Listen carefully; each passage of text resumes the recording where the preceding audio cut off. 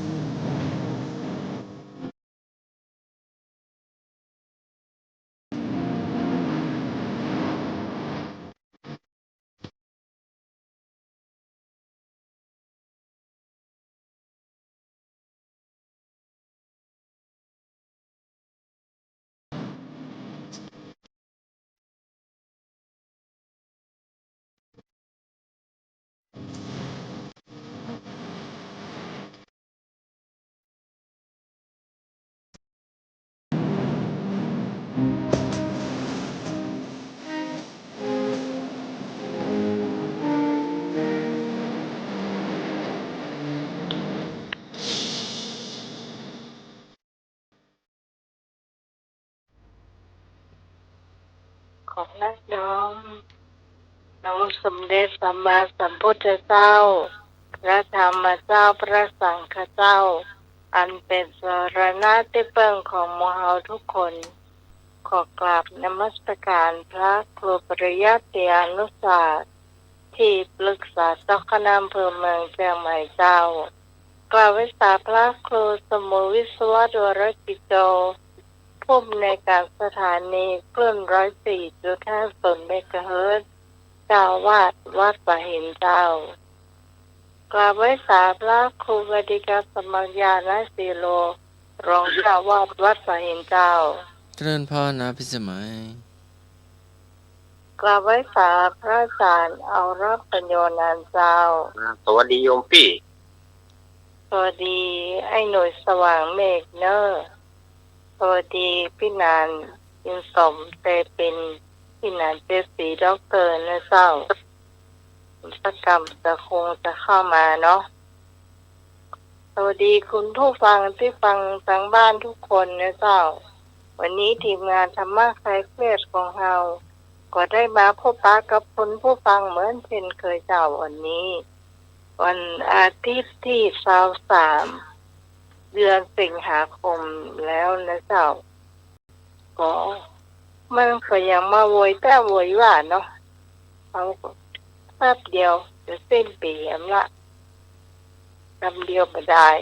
เขากาพอดีปีใหม่ไปเป็นเมินอย่างนี้เนาะ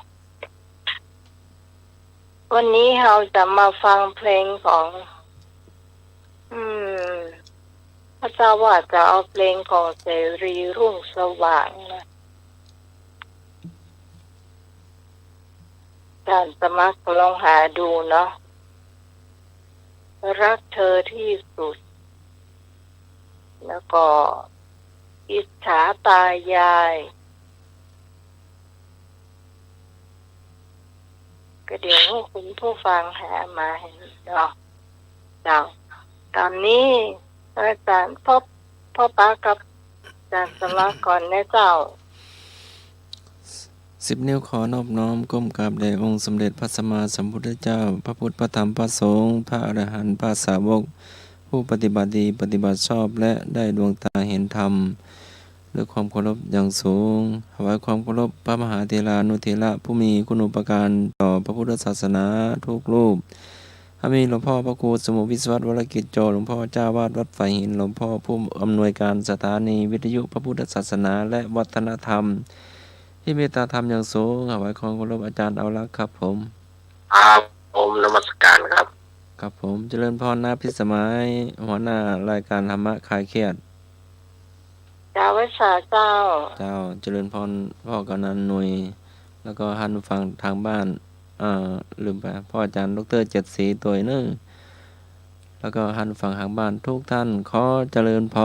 รขอกราบนอบน้อมอย่างกุลปฏิตาไรรัตนาผ่านแพ้วพระแก้วเจ้าทั้ง3ประการหมายมีพระพุทธพระธรรมพระสงฆ์อันเป็นสารณะที่เปิ่งของหมู่เฮาทั้งหลายขอกราบไหว้สาบุญญาปรมีธรรมท่านอาจารย์ท่านพระครูสมุวิศวัตวรกิจโจผู้อำนวยการสถานีวิทยุ คลื่นพระพุทธศาสนาการศึกษาและวัฒนธรรมคลื่น 104.50 ท่านเจ้าอาวาสวัดไฝหินพร้อมไปด้วยพระสงฆ์องค์เน้นทุกรูปทุกองค์ด้วยความเคารพอย่างสูงสุดยิ่งครับผมขอกราบนมัสการท่านอาจารย์ท่านพระครูใบดิกาสมัครญาณศรีโลด้วยความเคารพครับผมครับผมแล้วก็ขอสวัสดีโยมพี่พิสมัยผู้ดำเนินรายการเจ้าวิชาเจ้าสวัสดีลุงหนุ่ยเทรนเนอร์แล้วก็สวัสดีป้านานเจดศรีป้านานอินสมเตปิ่นด็อกเตอร์แล้วขอเจริญพรคณะสัตยาญาติโยมศรัทธาสาธุชนคนดีเฮาทุกท่านก็มากันแล้วเนอรายการธรรมะคลายเครียดวันนี้เฮามาพบกันตรงกับวันอาทิตย์ที่23 สิงหาคมพุทธศักราช 2569 เดือน 11 เหนือเดือน 9 ใต้ออกมานี่10 ค่ำแต่ได้ญาติโยมเอ๋ยวันนี้มันจะโป้นไปแล้วเนาะมันจะโป้นไปละแต่ว่าวันนี้เนี่ยเลิกมันก็บดีมันเป็นวันผีหัวหลวงเพราะว่าหาความงามบ่ได้วันนี้ใครจะทำบุญใครจะทำการมงคลต่างๆก็อดเอาวันพุกเนอะวัน นี้เปิ้นบอกว่าขี้ร้ายเกิดเป็นดี โอ้วันพวกนี้เหมาะเนอมันไม่ใช่วันเสียโดยมันเป็นวันใจเลิกโดยเนาะขี้ร้ายเกิดเป็นดีเนอวันพวกว่าจะทำการมงคลอันใดอ้าวอาตมาก็คงจะไว้แต่อีก่อนเนาะก็ต่อไปก็โยมปี่ได้ดำเนินรายการลำดับต่อไปเนาะเจ้าก็คนผู้ฟังท่านไหนจะฟังเพลงเสรีรุ่งสว่างเจ้าโทรเข้ามาได้ที่053-226-058เจ้าโทรมาได้เลยเนอะมีอยู่2 เพลงละอ้าวมาเลยสวัสดีเจ้าเนาะเจ้าอัพไว้สาเอาครูใบที่การกันสมัครได้กี่โลครับผมเจริญพรโยมเองอัพไว้สาจะมาเน้นรักปัจจุบันครับผมสวัสดีไอเอกวันนี้น้องวิสมัยจุดีโยดอนครับผมจ้าสวัสดีเจ้านี่หนุ่ยสว่างเมธตัวและพี่หนางนี่สมเจจีเตปีนด็อกเตอร์ด้วยครับผมวันนี้ขอฟังเพลงหนุ่มรถสูงอยู่เพลงไอ้หนุ่มรถสูงเสรีรุ่งสว่างนอมันเป็นเพลงรุ่นเก่าเลยนะไอ้หนุ่มรถสูงนี่นะไอ้หนุ่มรถสูงครับผมเราเคยได้ยินแค่เนาะโอ้เพลงนี้นี่มันเป็นชุดแรกของแกอ่ะจ้ะชุดแรกของแกชุดนี้เทพธิดาผ้าสิ้นอย่างนี้นะกระท่อมหมาเมินอะไรเนี่ยกระท่อมนี่นะเอาไอ้หนุ่มรถสูงเนอะเจ้าครับขอบคุณมากครับวันนี้ก็พอไอเอกพะเยานะเนอะพี่ตองพี่สาวอารีอันนี้ขอเพลงของเสรีรุ่งสว่างเนี่ยไอ้อย่างก็ที่อันวิทูลใจโพรมว่าอิสระใกล้แจ้งอีกอะ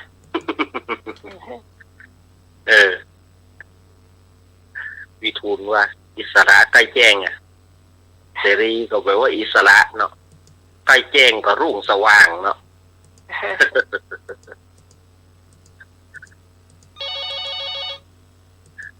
สายที่2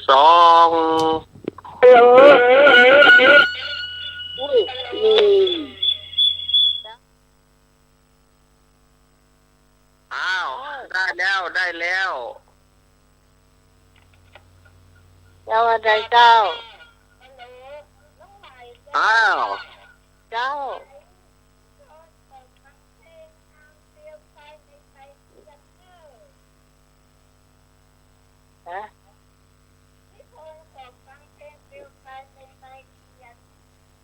เปลวไฟในปลายเทียน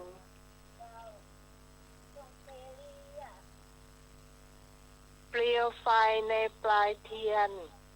เนาะเจ้าเปลวไฟในปลายเทียนนะนี่แม่อย่างนั้นแม่พรเอราวัณ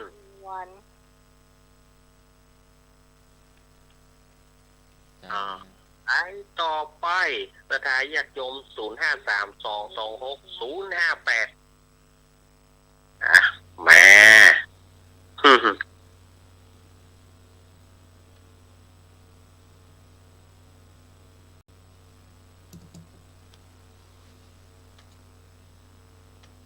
การเฮากระตัดต่อไว้ขนาดล้อการบันทึกเสียงตะกี้นี่บ่ได้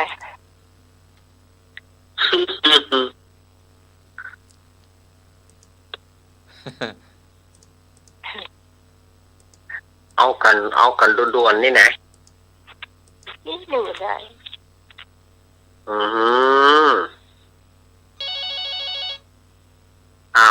ายต่อไป จ้านมัสการพระครูบดิกาสมัยนะศิโลค่ะ เจริญพรแม่ก่อน นมัสการพระอาจารย์นาค่ะ สวัสดีแม่ก้อน ปาตินน้องใหม่นะจ๊ะ ได้ยินเสียงตัวเก่าเลย ได้ยินแล้วเสียงอาจารย์สมัครม่วนเดียวเนาะ เออ ของเรามันเสียงผู้หญิงเนาะเสียงแหลมไปหน่อยเรื่อง เอา อะไร แล้ว ใกล้เธอ ใช้ได้แล้ว ใช้ได้แล้วแม่ก้อน คืออาจารย์สมัครเพิ่นอยู่ในห้องส่งหรอ ใช่ของเรามันอยู่ห้องโล่งๆเนาะ ไง อืม เขามันผ่านโทรศัพท์ เอาเอาแล้วเอาแล้ว แต่ก็ดีเนาะยัง อ่ะ มันแค่ชวนดีก็ดีละพี่กรณ์เอา2 เพลงเพราะไม่มีใครขอเนาะเอาเพลงคนกล่อมโลก แล้วก็เทพธิดาพาสิน เทพธิดาผ้าสิ้น จ้ะเมื่อกี้ยายพรขอน่ะเปลวไฟบนปลายเทียน ชื่อเพลงอ่ะ เปลวไฟ พี่พรจ้ะพี่พรที่พี่พรขอ เมื่อกี้เนี่ย ของเสรีนั่นน่ะจ้ะพี่ตามไอ้นึกมีไหนนึกไม่ได้ยินเสียงนานแล้วนึกมาขอเพลงเนอะ อ่า ได้ไปเฝ้าแม่นายนึกนะผมได้ไปเฝ้าแม่เนอะ จ้ากราบภาษาหาพระอาจารย์ท่านพระครูสมุวิศวัตรวรากิจโยผู้อำนวยการสถานีคลื่น 104.50 เมกะเฮิรตซ์เจ้าวาดวัดสหินเจ้ากราบภาษาพระครูบดิกาสมัครยานสิโรรองเจ้าวาดวัดสหินเจ้า เจริญพรแม่ก่อน เจ้ากราบภาษาพระอาจารย์ในรากเจ้า สวัสดีแม่พร จ้าสวัสดีน้องใหม่เจ้า สวัสดีเจ้า จ้าสวัสดีลุงโดยสวัสดีพี่นานเจ็ดสีด็อกเตอร์เจ้าวันนี้พี่พรขอเพลงเรียกพี่ได้ไหมเจ้า เรียกพี่ได้ไหมอันนี้พี่พรต้องไหลติดต่อพี่พรทักวันเนอะแต่7 โมงบ่าย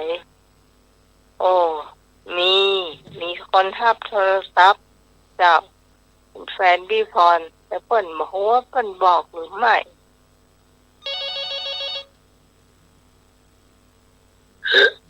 โอไปหลายรอบเลย สวัสดีเจ้า อ้าวมาแล้ว มาแล้วเจ้า เจ้า วันนี้พี่ต้องเอาเพลงรักเธอที่สุด อ๋อ น้องใหม่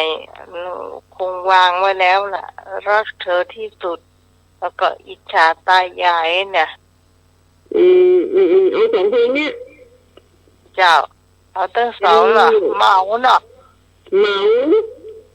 อ๋อ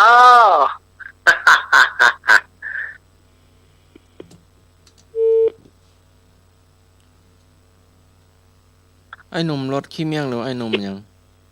เป็นรถสูง รถชง รถสูงรถหลักไม่สูง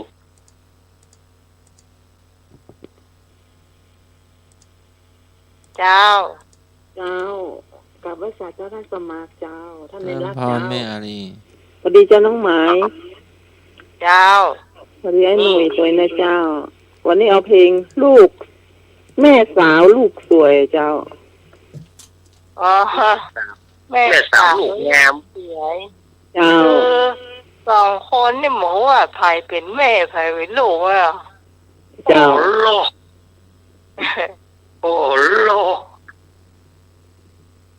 น้องเคยได้ยินอยู่นะเพลงนี้นะ เจ้าม่วนดีเจ้า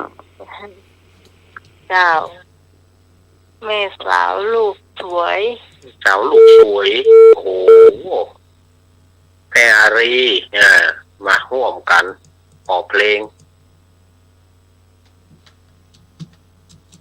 เอามีอยู่ก็มีอยู่ มีอยู่เจ้า เอาเถอะครับ แล้ว ร้อยเนื้อกะ ขอเพลงสักเพลงนะครับ ได้ เพลง เล เทพ ย ธิดาผ้าสิ้น ของเสรีรุ่งสว่าง เทพธิดาภาคสิ้นเหมือนกัน ครับ อืม ขอบ เจ้า ครับ เจ้า ที่บอกได้ไปหาแม่นะลูก ฮะ อันนี้บอกไปหาแม่ครับบอกไปหาแม่แม่ไหน อันนี้จะเข้าโบสถ์มาโบสถ์คิดเตียนน่ะ อ๋อ เมื่อมาครับผมเข้าโบสถ์ วันนั้น เลยปะได้ไปหาแม่ อ๋ออัน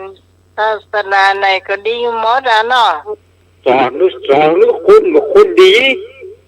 เจ้า แม่แก ผมนับถือศาสนาพุทธแต่ยังเป็นบทคิดอยู่ เจ้าได้การมาหันเป็นอย่างเลย ที่แล้วไหมฮู้จักนี่ก็ยังมีตั้งหลายคนที่นับถือถึงคิดถึงพูดเนาะ มันว่าคิดสะพุทธ คิดตะพู นี่กันนะครับ ผม ครับผม ไอ้สมนึกมาแล้วเด้อ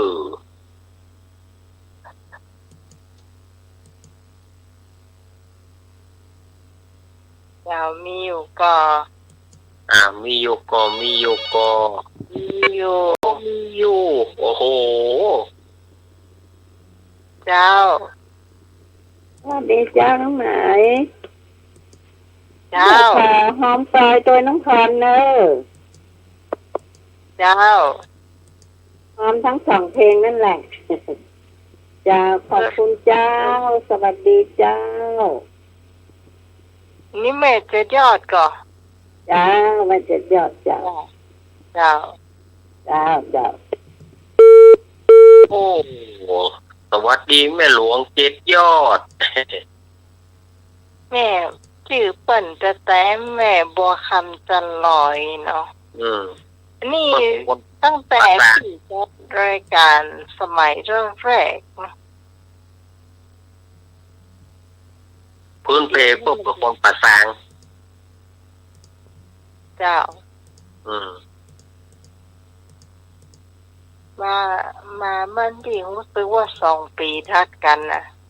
โอ้โห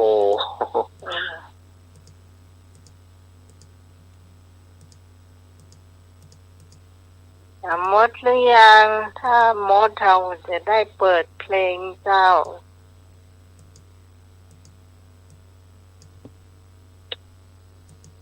เนาะ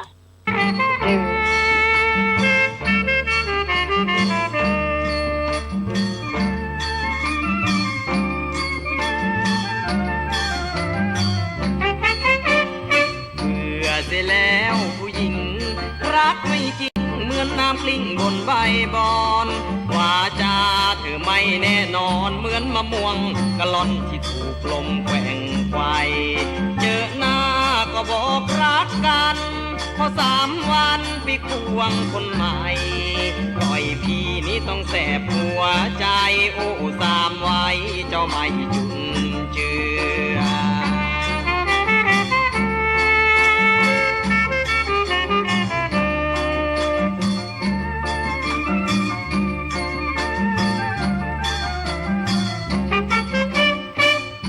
เสียแล้วผู้หญิงแท้ที่จริงคือผู้หญิงยิงเรือใจเจ้าเข้มกว่าเกลือมีรักเหลือเพื่อจริงน่าจันเพ็ญพี่นี้ก็มีหัวใจ3 ไว้นั้นชอบทำเด่นปล่อยพี่ให้ตายทั้งเป็นน้องไม่เห็นใจพี่บ้างเลย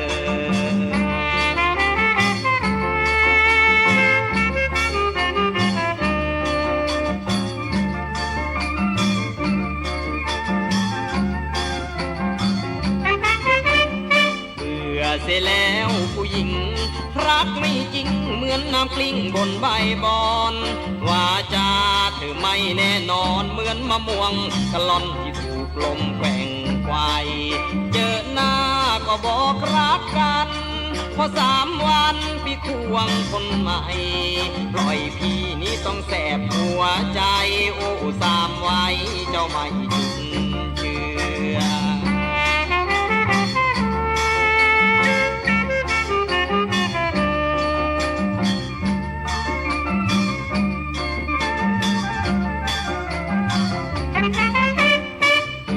เสียแล้วผู้หญิงแท้ที่จริงคือผู้หญิงยิงเรือใจเจ้านั้นเข้มกว่าเกลือมีรักเหลือเฟือจริงนะจันเพ็ญ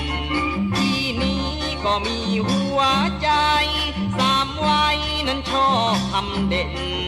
ปล่อยพี่ให้ตายทั้งเป็นน้องไม่เห็นใจพี่บ้างเลย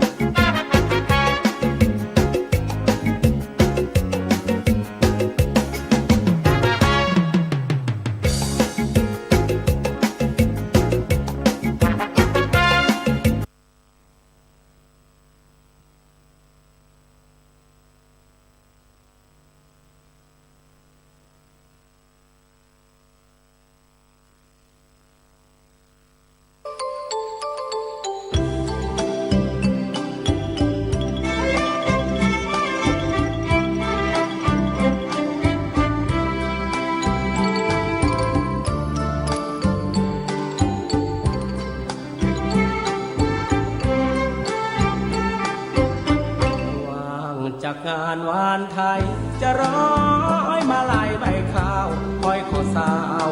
จำปาเจ้าเป็นเทพธิดา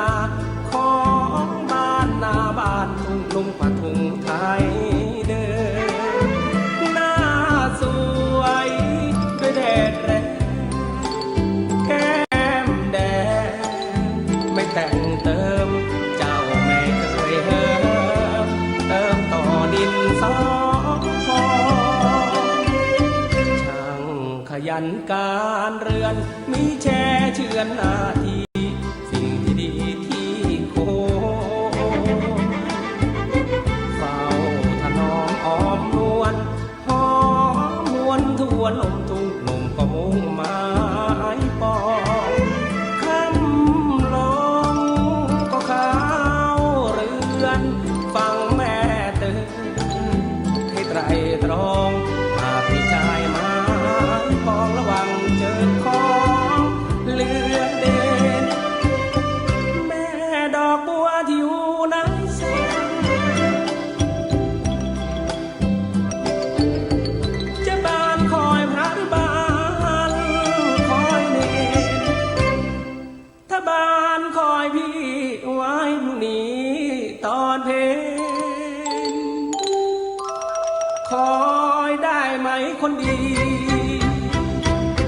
พ่อเคยพูดหลายที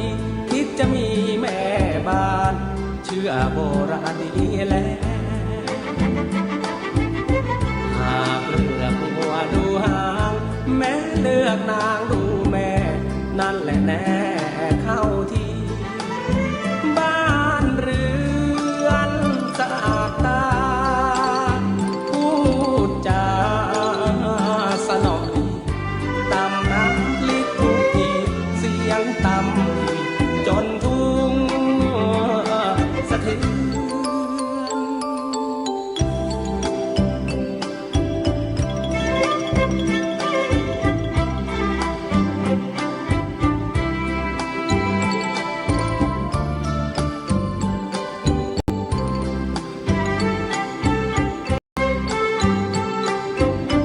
แม่ดอกบัวที่อยู่ในแสงจะบานคอยพระหรือบานคอยเนรถ้าบานคอยพี่ไว้พรุ่งนี้ตอนเพลงคอยได้ไหมคนดีพ่อเคยพูดหลายทีคิดจะมีแม่บ้านเชื่อโบราณดีแล้วหากเลือกหัวดูหางแม่เลือกนางดูแม่นั่นแหละแน่เข้าทีบ้านเรือนสะอาดตา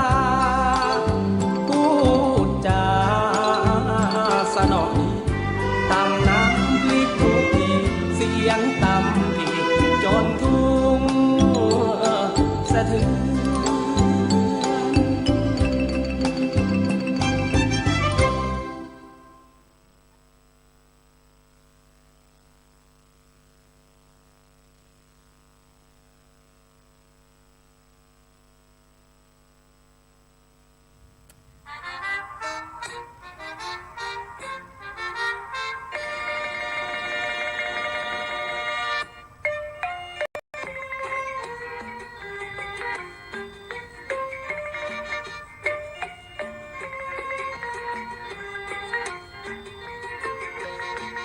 คนขับรถซุงคนขับรถซุงผมเผาดูยุงจริงหนอแต่งตัวหมอสอแต่งตัวหมอสอเขาล้อว่าเฉยเฉยเฉยไม่เหมือนรถทัวร์รูปหล่อสาติดกลอพ่อเอ้ยเยาะเย้ยว่าเรา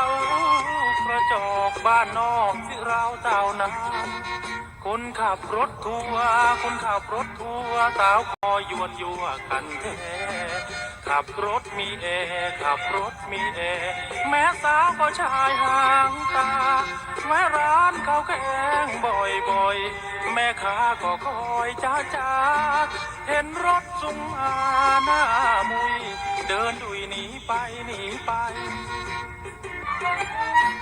จีบแม่ค้ากล้ากลัวกลัว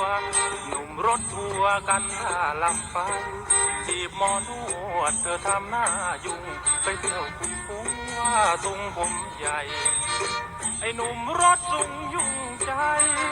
หนุ่มรถซุงยุ่งใจจี จีบใคร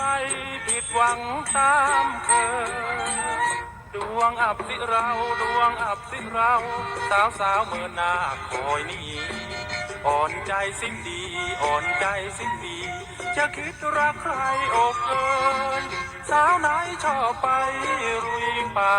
ขอเชิญขึ้นมาแม่เอ๋ยพ่อตาแม่ยายในเอ่ยอยากได้ลูกเขยรถลุง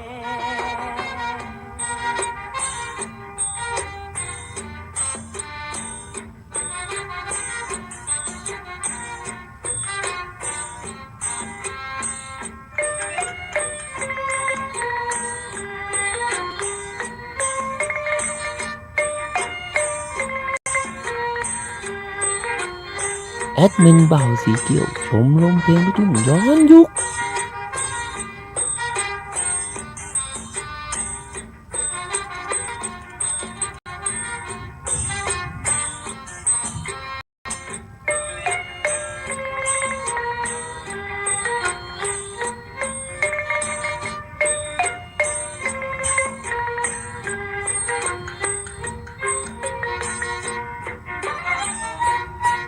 แม่ค้ากล้ากล้ากลัวกลัวหนุ่มรถทัวร์กันท่าลำไปจีบหมอนวดเธอทำหน้ายุ่งไปเที่ยวคุยฟุ้งว่าสุงผมใหญ่ไอ้หนุ่มรถสุงยุ่งใจหนุ่มรถสุงยุ่งใจจีบใครผิดหวังตามเคยดวงอับสิเราดวงอับสิเราสาวสาวเมื่อหน้าคอยนี้อ่อนใจสิ้นดีอ่อนใจสิ้นดีจะคิดรักใครอกเอ่ยสาวไหนชอบไปรุยป่าขอเชิญขึ้นมาแม่เอ๋ยพ่อตาแม่ยายในเอ่ยอยากได้ลูกเขยรถจุง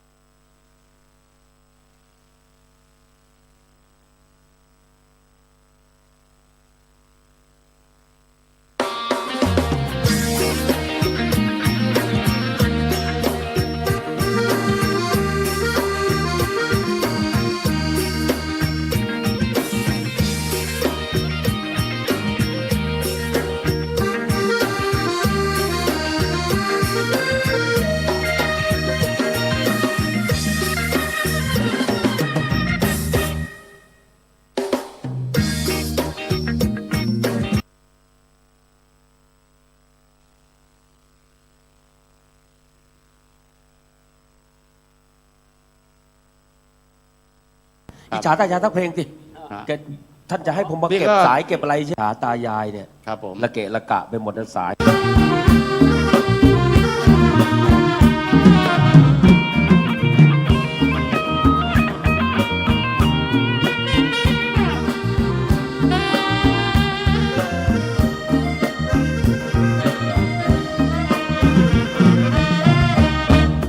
เราชาวดินมันจนรักคงมองบนเธอไม่เห็นใจมองดูดาวเดินที่ไรและสวยงามจับใจอยากไปไกวฟ้าเธอเห็นดาวคู่ฟ้าราคาของเกินคำคืนฉันนอนละเมอคำคืนฉันนอนละเมอเพ้อระมึงคะนึงคิดถึงนางเพ้อระมึงคะนึงคิดถึงนางโบราณตำนานเป็นมาเล่ากันไว้ว่าที่ฟากฟ้าไกลดวงจันทร์ไม่ตากับยายรักกันอยู่ไปช่วยทำไรนาข้ามองอิจฉาเมื่อไรจะได้ขวัญตาอยู่เคียงข้างกายขวัญตาอยู่เคียงข้างกายเหมือนตายายและที่บนจันทราเหมือนตายายที่บนจันทรา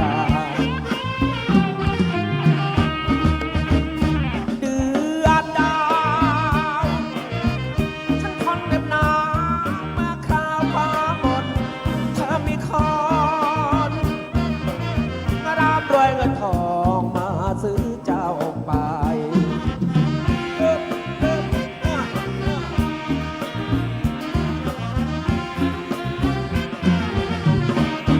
ดวงจันทร์ในคืนราตรีเห็นดาวริบลี่พี่คงต้องร้าวร้อนเธอไปกับใครบางอ่อนฉันนอนปวดใจเพราะเธอไม่รักเราน้ำตาหล่นไหลร่วงลงหัวเขาโทรเราแค่เพียงเช้าดินโทรเราแค่เพียงเช้าดินช้ำจนชินนำเพราะสิ้นเดือนดาวช้ำจนชินเพราะสิ้นเดือนดาว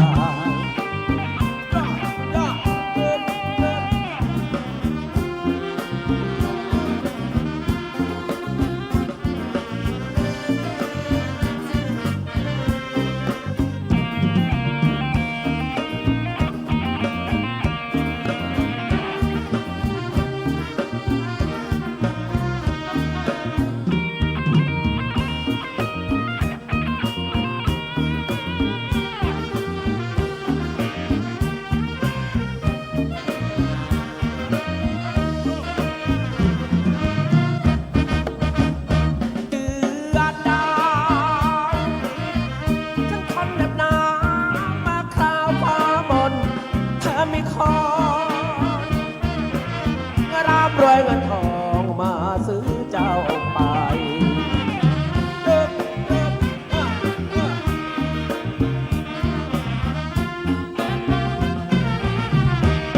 ดวงจันทร์ในคืนราตรีเห็นดาวริบลี่พี่คงต้องร้าวร้อนเธอไปกับใครบางอ่อนฉันนอนปวดใจเพราะเธอไม่รักเราน้ำตาหล่นไหลร่วงลงหัวเขาโทรเราแค่เพียงเช้าดินโทรเราแค่เพียงเช้าดินช้ำจนชินนั่นละเพราะสิ้นเดือนดาวช้ำจนชินเพราะสิ้นเดือนดาว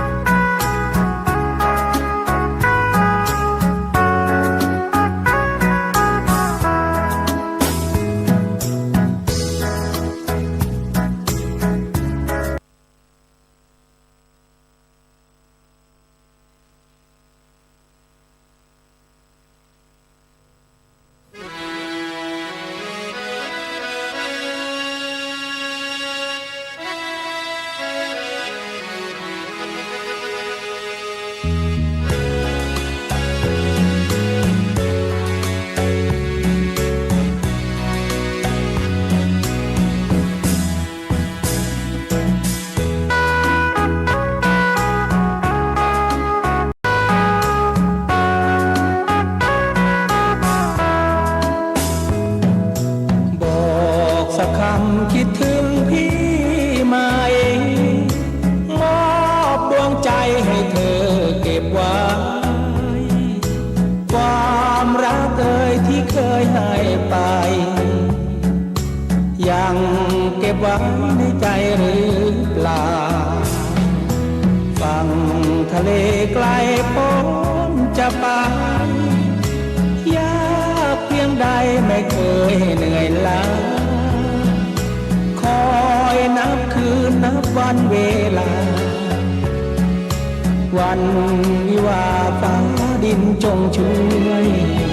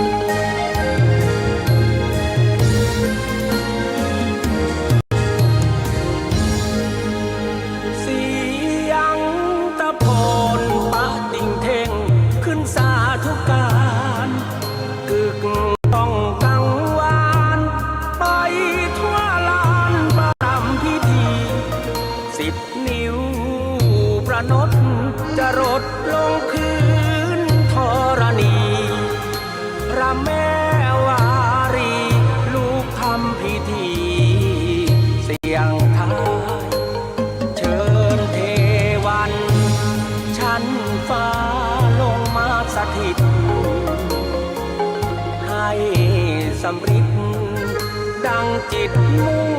หมายเชิญนาคาได้พัดสุธาชลาลายเชิญนารายณ์ผู้เรืองฤทธาเชิญพรหมผู้ทรงศักดิ์เชิญทศพักเจ้าลงกาเชิญแม่อุมาเสด็จลงมาสู่แดนกา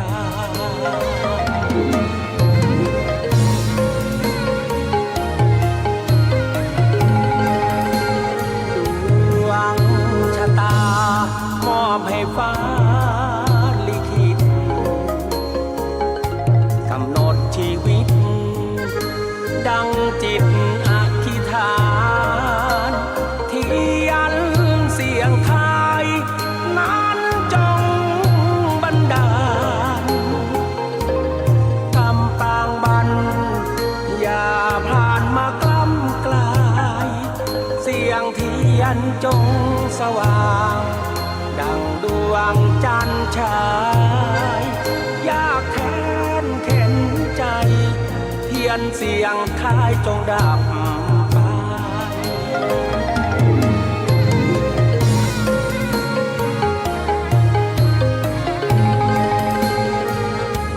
เปลวปลายเทียน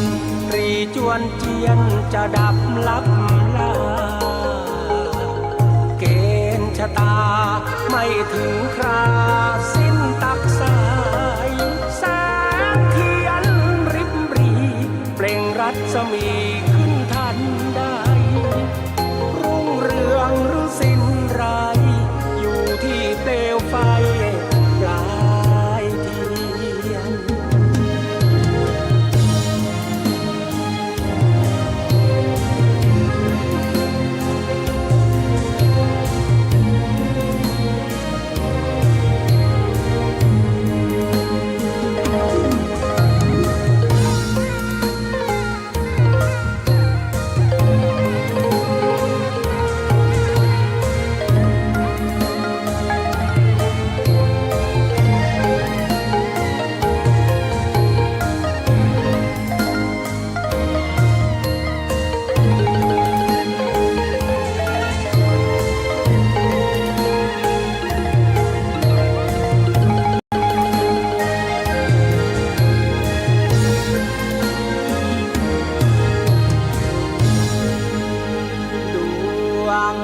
ชะตามอบให้ฟ้าลิขิตกำหนดชีวิตดังจิตอธิษฐานเทียนเสียงทายนั้นจงบันดาลกำปางบันอย่าผ่านมากล้ำกลายเสียงเทียนจงสว่างดังดวงจันทร์ฉายยากแค้นเข็นใจเทียนเสียงท้ายจงดับไป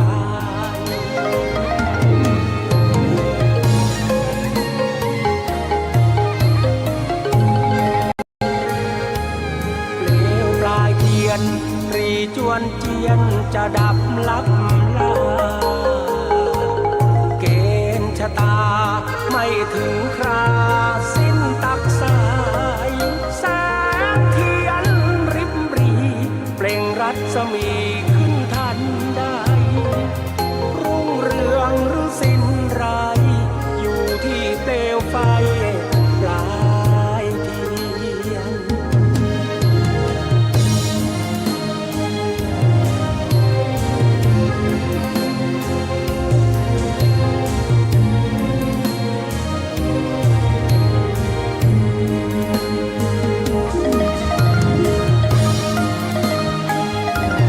เ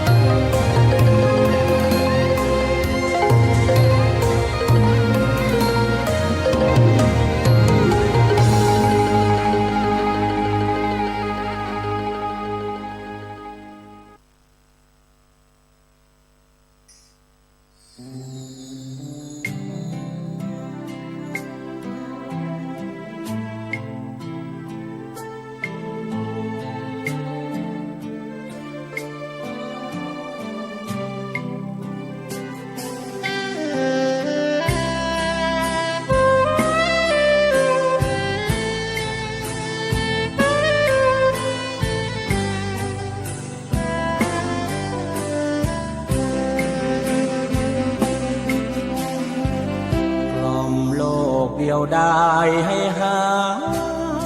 ยวังเวงฉลอมเสียงเพลงไปบนโลกร้อนเพลงเอ๋ยจงแทรกซ้อนสู่พฤกษ์พงดงดอนกล่อมสิงคอนทั่วคุณเขาแหวกม่านเมฆาสู่ฟ้าอำไพเทวะองค์ใดถูกใจเงียบเหงาเพลงนี้จงช่วยบรรเทาให้ทุกท่านบางเบาอยู่เป่าวิมานยิ้มทีว้างว้างกลางทะเลแสนเดียวมัจฉาท่องเที่ยวไปทุกทินดีฝากเพลงไม่เพราะแทรกซอสายน้ำทีชีวิตใต้ท้องวารีจงโชคดีและปลอดภัยหยุดโลกเอาไว้สัก3 นาทีฟังเสียงเสรีนักเพลงยากไรเพลงร้องกล่อมโลกทั่วไปแต่ยาผมทุกใจต้องแอบร้องไห้หลังเวที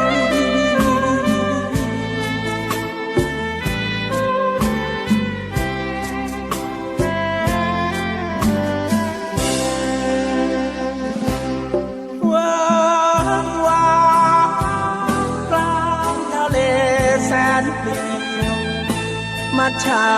ท่องเที่ยวไปทุกถิ่นที่ฝากเพลงไม่เพราะแทรกซ้อนสายน้ำทีชีวิตใต้ท้อง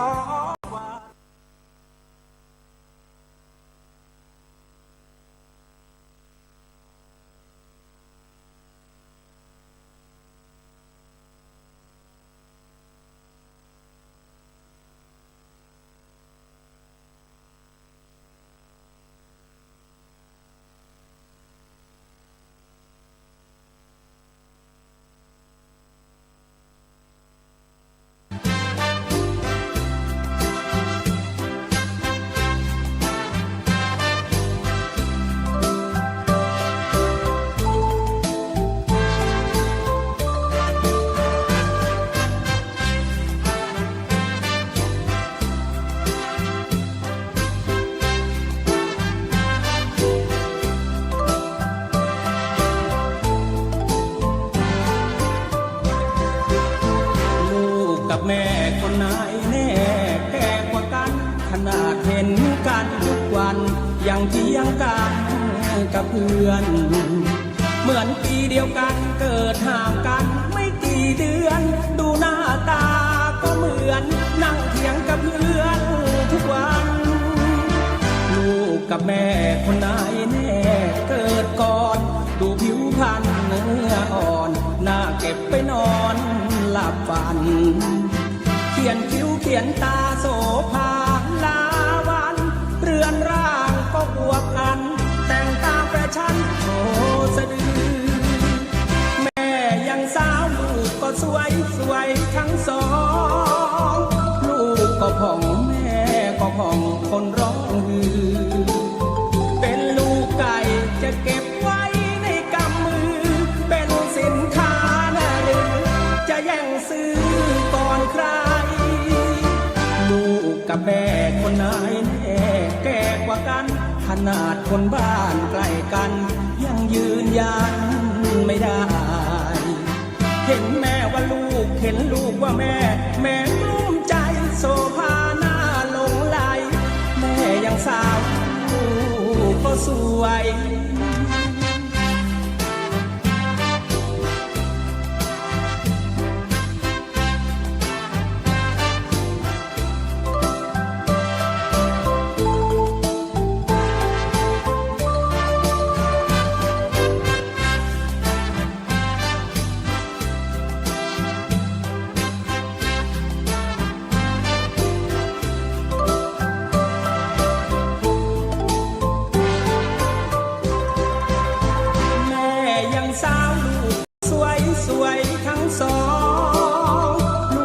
ผ่องแม่ก็ผ่องคนร้องฮือเป็นลูกไก่จะเก็บไว้ในกำมือเป็นสินค้านะหรือจะแย่งซื้อก่อนใครลูกกับแม่คนไหนแน่แก่กว่ากันขนาดคนบ้านใกล้กันยังยืนยันไม่ได้เห็นแม่ว่าลูกเห็นลูกว่าแม่กลุ้มใจโซภาหน้าหลงไหลแม่ยังสาวลูกก็สวย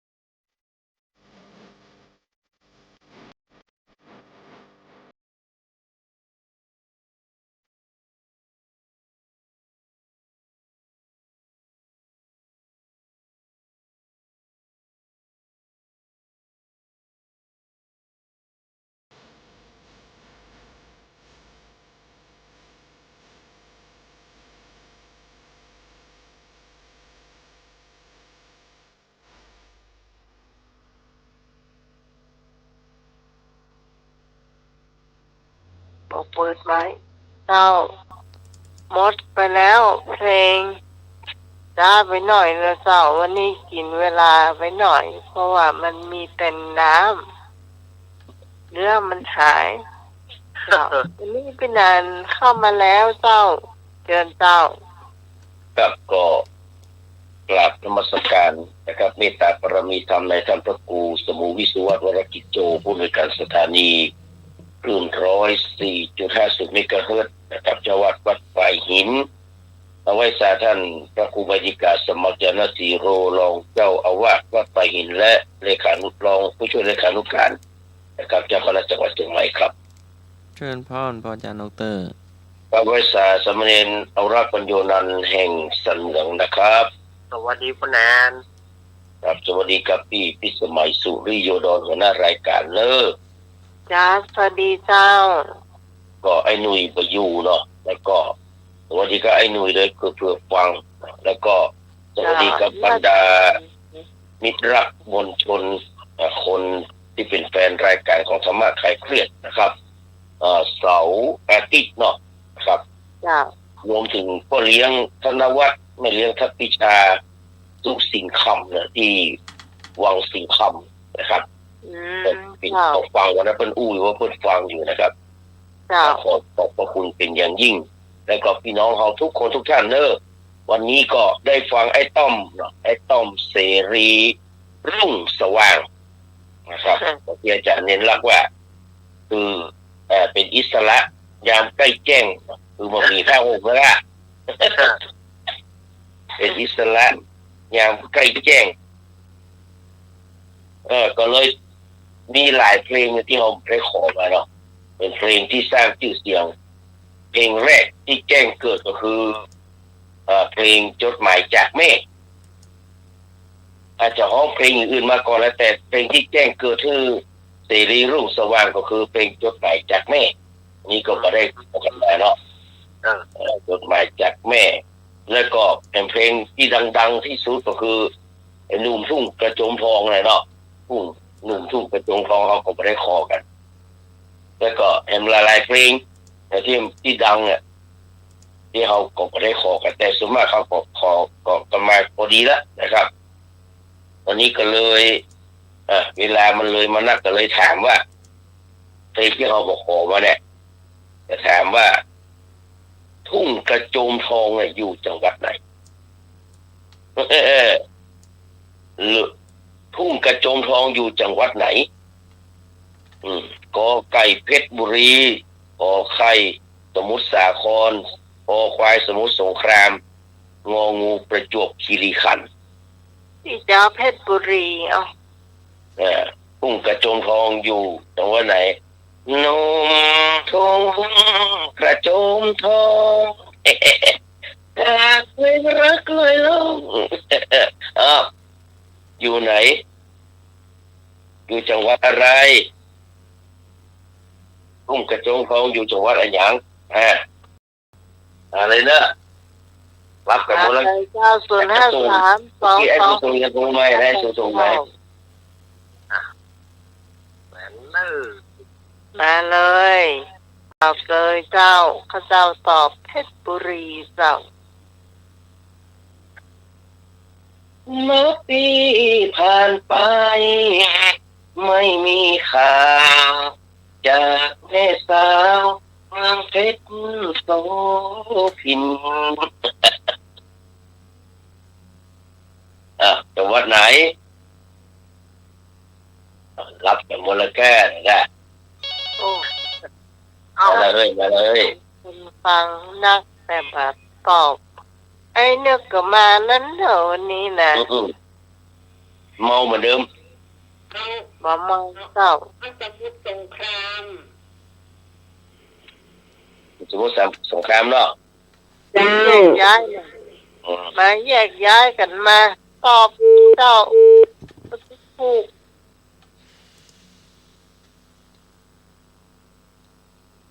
มาเจ้าพี่พรไอ้เนื้อการทดคำถามนิดนึงค่ะสวัสดีค่ะพี่นันอินสมศรีเทพินด็อกเตอร์ค่ะว่าอะไรก็พูดคำถามกันคำถามอีกทีนึงค่ะ ทุ่งกระโจมทองอยู่จังหวัดอะไรเพชรบุรีสมุทรสาครสมุทรสงครามประจวบคีรีขันธ์ เอาสมุทรสาครค่ะ สาครเนาะ ค่ะ สาคร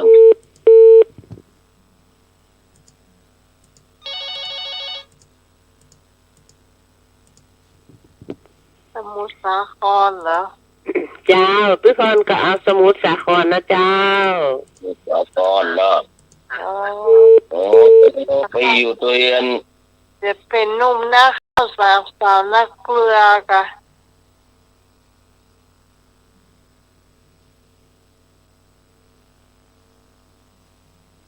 ไม้นึกไม้อีกมาไอ้พงมา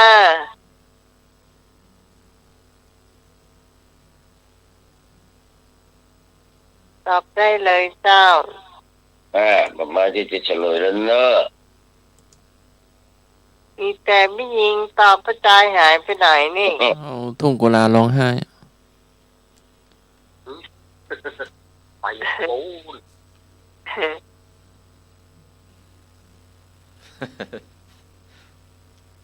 เฉลยเนาะ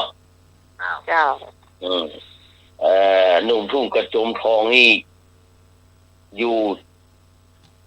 ก็เรียกว่าอยู่หมู่บ้าน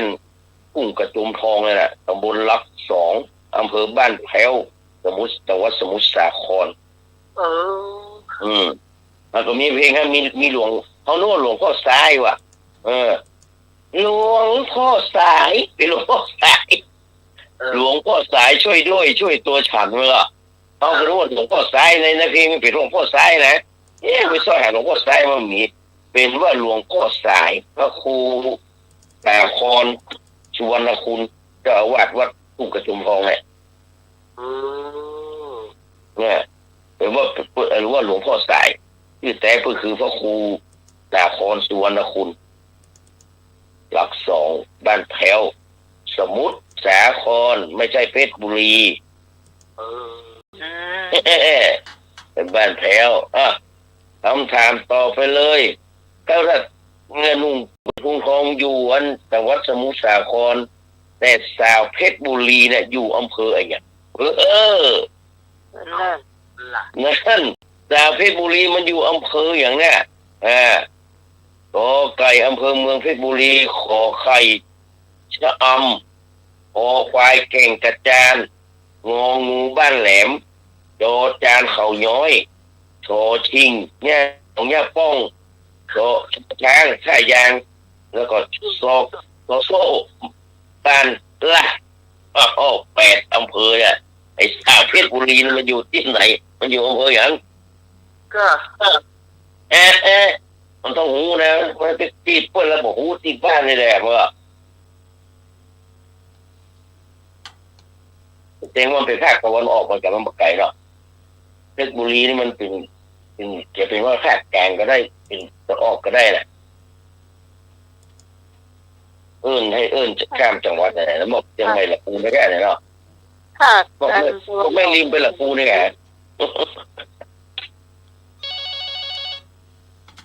มาแล้วเนอะมาขอตอบอำเภอแก่งกระจานครับผม เก่งกระจานเนาะ ทุกคนคะ เพชรบุรีมี8อำเภอนะน้อยกว่าเชียงใหม่เนาะมีน้อยแต่เปิดเขามีสาวแห้งเลยมันจะหมอกระปูนี่แหละแต่ที่ใหญ่ระปูน้อยกว่าหน่อยระปูมีก็มี8 มี7 8อำเภอหมด บ้านแหลมดีกว่าจ้าบ้านแหลมเนาะเราร่วมปิดทองงานวัดบ้านแหล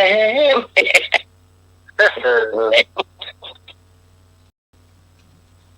นี่เพลงไผ่ห้องฮะคิรีแล้วคนไม่กองว้าอำเภอสุดท้ายน่ะอำเภอที่8น่ะ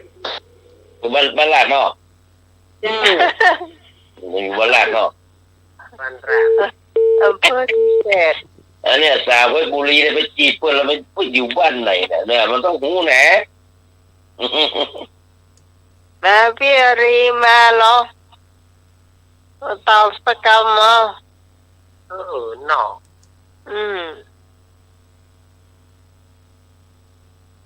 ช่วยกันตอบมันหนักลำไปนี่ มันจะเอาแค่3-4 ข้อเนี่ยเอาไปเกี่ยวกับเพลงนั้นละต้องไปคืดหนัก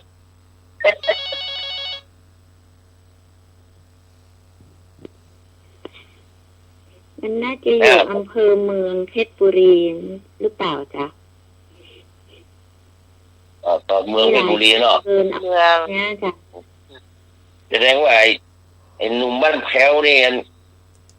ไฟสูงกันนะจีบสาวในเมืองกันละ การเอาข้อนั้นเลยจ้ะข้อที่เกิด ข้อหนึ่งเลยเนาะ ค่ะ โอเคเดี๋ยวจะเฉลยละเฉลยเนาะมาจีบสาวเพชรบุรีนะเปิ้นอยู่บ้านบ้านเพรียงคือบ้านเพรียงนะบ้านนี้นะตำบลไร่หวานอำเภอเมืองเพชรบุรีจังหวัดเพชรบุรีอยู่บ้านเพรียงตำบลไร่หวานอำเภอเมืองเพชรบุรีอำเภอเมืองตะลุงอ่ะตาอำเภอเมืองเพชรบุรีนะเพชรเมืองอยู่ในใจเมืองเลยวะแต่ว่าเป็นชานเมืองไม่ใช่ใจเมืองเป็นชานเมืองอ่ะถ้ามันเป็นอันนี้มันจะเป็นตำบลในเวียงเนี่ยเนาะอันนี้มันเป็นตำบลไร่หวานแสดงว่ามันอยู่รอบนอกโมกสามผีเสื้ออะไรกะแม่นโมกสามผีเสื้อของเมืองอ่ะไปกันน้อยเดียวเป็นดอนตันไม่ลิมละแม่นกันน้อยเดียวกันนั่นแหละประมาณนั้นแหละเจ้าเพราะฉะนั้นอยู่อำเภอเมืองเนี่ยสาวเพชรบุรีนะมาถึงเพลงแห่งกันรักเก่าที่บ้านเกิดเนาะรักเก่าที่บ้านเกิดนี่เขาหูดีเนาะวงการการุณวงศ์เป็นแต่งไว้เนี่ยประมาณปี2118-19เนี่ยต้นฉบับก็คือสุริยาชินพันธ์เป็นคนฮ้องแต่นี่ไม่อยากรู้แต่อยากรู้ว่าเพลงนี้มันเกิดขึ้นที่ไหนเกิดขึ้นจังหวัดอย่างเพลงนี้วัตถุดิบหรือว่าต้นเรื่องมันมาจากจังหวัดไหนมาจากที่ไหนเขาว่าสุริยาชินพันธ์นี่ฮ้องแต่มันมาดังสมัยเอกชัยเนาะแต่ก่อนทำที่ฮู้แล้วว่าสุริยาชินพันธ์ฮ้องก่อนไอ้สนายศหรือว่าไอ้ตุ้ยเนี่ยที่มันติดตุ้ยเนี่ยติดตุ้ยหรือว่าทศอย่างว่าประมวลที่ประมวลเหมือนกันแต่ก่อนนะมาเปลี่ยนเป็นสุริยาชื่อแต่พวกนี้เป็นชื่อกันประมูลชินพันธ์นี่นามสกุลนี่แม่นละถามว่าอยู่จากจังหวัดไหนก็เพชรบุรีเพราะว่าครูการเป็นคนเพชรบุรีเนาะ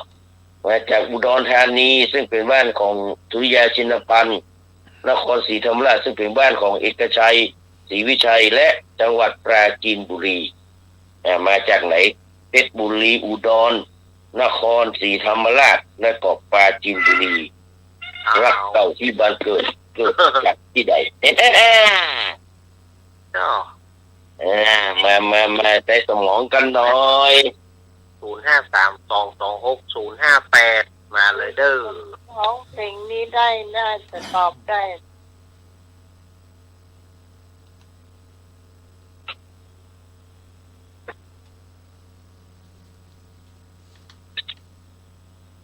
ลูกบ่าวก็จะมาจัดรายการตัวไงเอ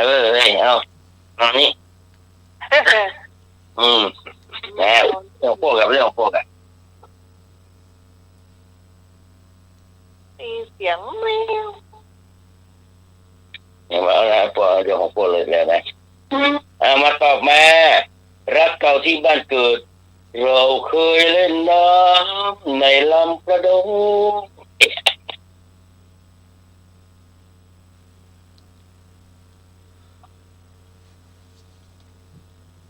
ลำประดงมันเป็นลำเล็กๆที่ไหนก็มี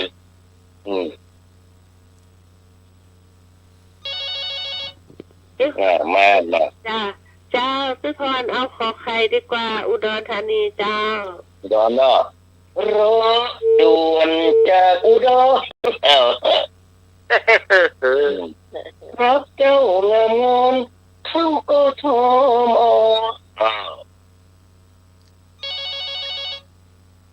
มสายที่สองเจ้าจ้าพี่กรณ์ไม่รู้ว่าพี่กรณ์จะเอาข้อควายจ้ะข้อสิธรรมราชเนาะค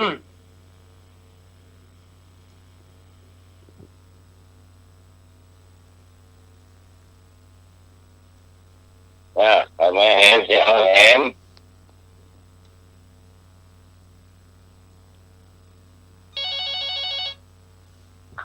ต่อไปก็จะเอาปลาจีนเจ้าปลาจีนเนาะนี่พี่ตองเนาะเจ้าโอ้ล็อกหัวเลยตา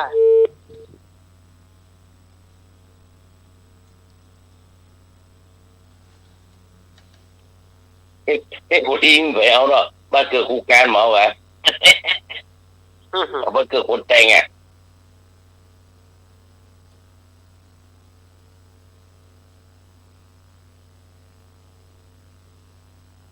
จริงคู่การก็เป็นอยู่แถวสมุทรสาครสงครามเนี่ยมานี่เนี่ยไอ้ร้องแต่พันแท้กับมาจ้ะแต่ว่าแม่ใช่กับพันแท้มาเนาะใช่แล้วแต่ละ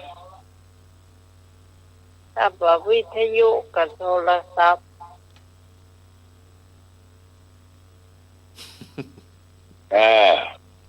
เลยเนาะสุริยาชินพานิชตายไปแล้วนะแต่ได้2-3 ปีแล้วกันหลังจากที่ลงสมัครเลือกตั้งตัวกันนะอยู่พรรคเพื่อชาติ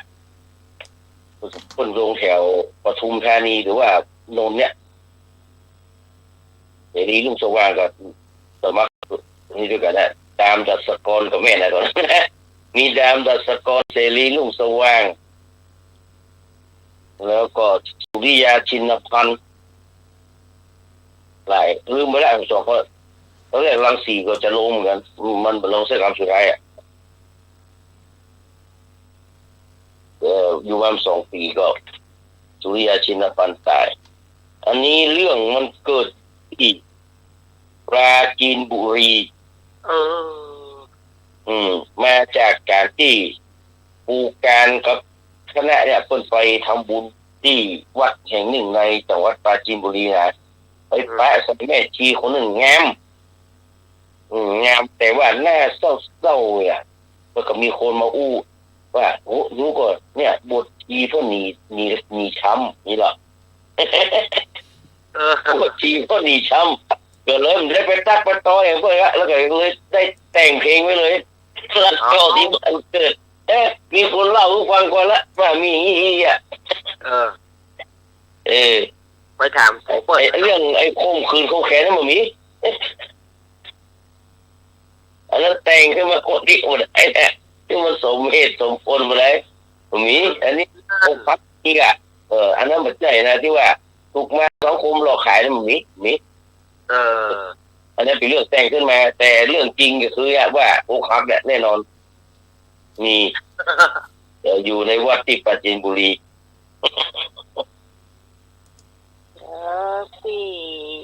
เนี่ยมันเป็นเรื่องแต่นะมันพี่ต้องถูกเนาะมันเป็นเรื่องแต่ว่าบำเพ็ญเสียงเลยชาวว่าสาวไปบุษีบนถูกมาสังคมหลอกขายนั่นไม่ใช่มันมีอันเรื่องแต่งคนนี้ทุก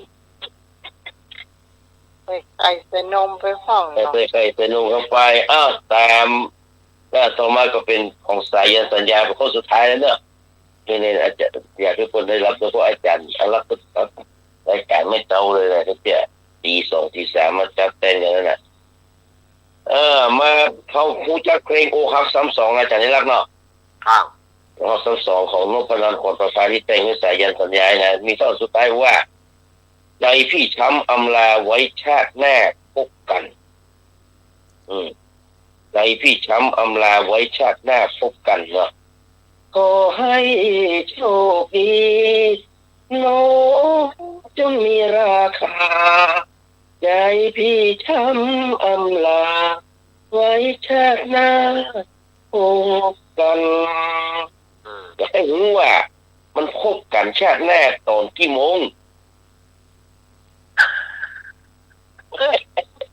ไม่รู้ว่ามันจะปะกันชาติหน้าเนี่ยตอนกี่โมงกอไก่ตอนเจ้าขอไข่ตอนขวายขอควายตอนบ่ายๆงองูตอนเย็นงองูตอนเย็นแล้วก็จอจาน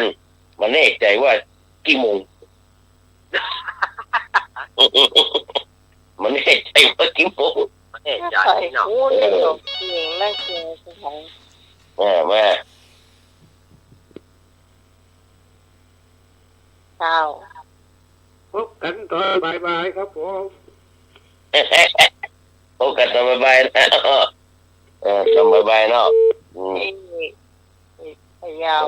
ชอบตอนบ่ายแหละเจ้าพี่กงจะว่าอย่างนั้นละจ้ะเอาไว้ชาติหน้าบ่ายมาบ่ายแล้วจ้ะไม่รู้จะตอนไหนเหมือนพูดเล่นกันนะไว้ชาติหน้าบ่ายๆเตอะอีเนาะ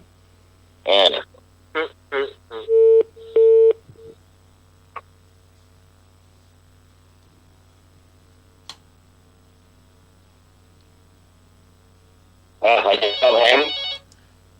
มีเจ้าน้องไหมเราเคยพบกันชาติหน้าบ่ายๆจะหน้าบ่ายๆน้องแม่รีหน้าบ่ายๆเนาะดารีเนอะถ้าเป็นนั้นถ้าเป็นของอันแก้วสุพรรณนี่อันผมบอกเวลาอ่ะไว้ชาติหน้าบ่ายๆนะ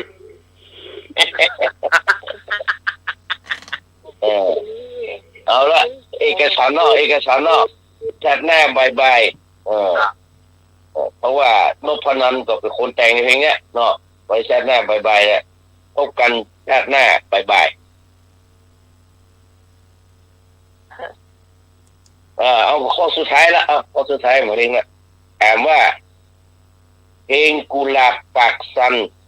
ซึ่งแต่งโดยเท้าอันอย่างว่าที่เป็นลาวที่เหลือลืมไปเลยแหละที่เป็นลาวสุริวัฒน์สุริวัฒน์รัตนสวรรค์คือคนลาวเนี่ยภาษาลาวก็จะมีลอลิงอย่างเขานะสุริวัฒน์รัตนสวรรค์คณะสวรรค์ของเพื่อนยังมีหอหีบเป็นตัวอยู่นะแต่งโดยเท้าสุริวัฒน์รัตนสวรรค์นักฮ้องไทยที่ฮ้องเป็นคนแรกคือไปเราหมูว่าคนแต่งอาจจะแต่งให้คนให้ลาวฮ้องหมูว่าคนลาวเป็นไปเนาะแต่ว่าถามว่านักร้องไทยคนแรกที่ฮ้องเพลงนี้คือไผ่ขอไก่สีเปลือกคนดันเกวียนขอไข่ปูสมิงนอสวรรค์ขอควายศักดิ์ศรีสีอักษรงองูสดสีพรหมเสกสรรไปห้องเป็นคนแรกโอ้โหห้องชื่ออะไรก็เป็นห้องอะไรต้นอะไรกุหลาบปอสันอะไอ้ยาก็นะมันห้องยากนะ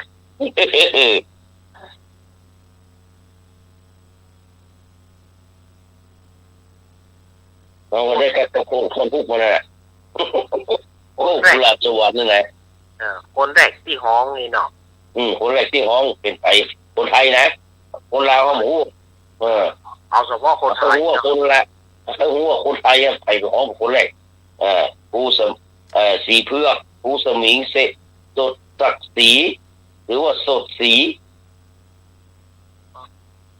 มาข้อสุดท้ายละ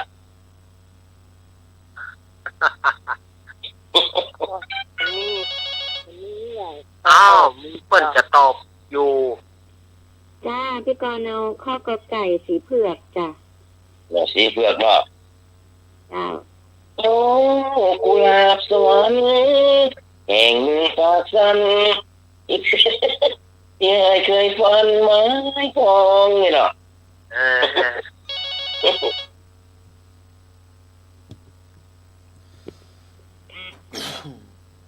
เอาข้อสุดท้ายน่ะ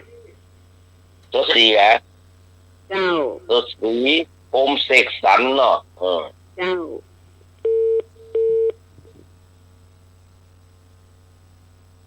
ยินลงคำนางสัน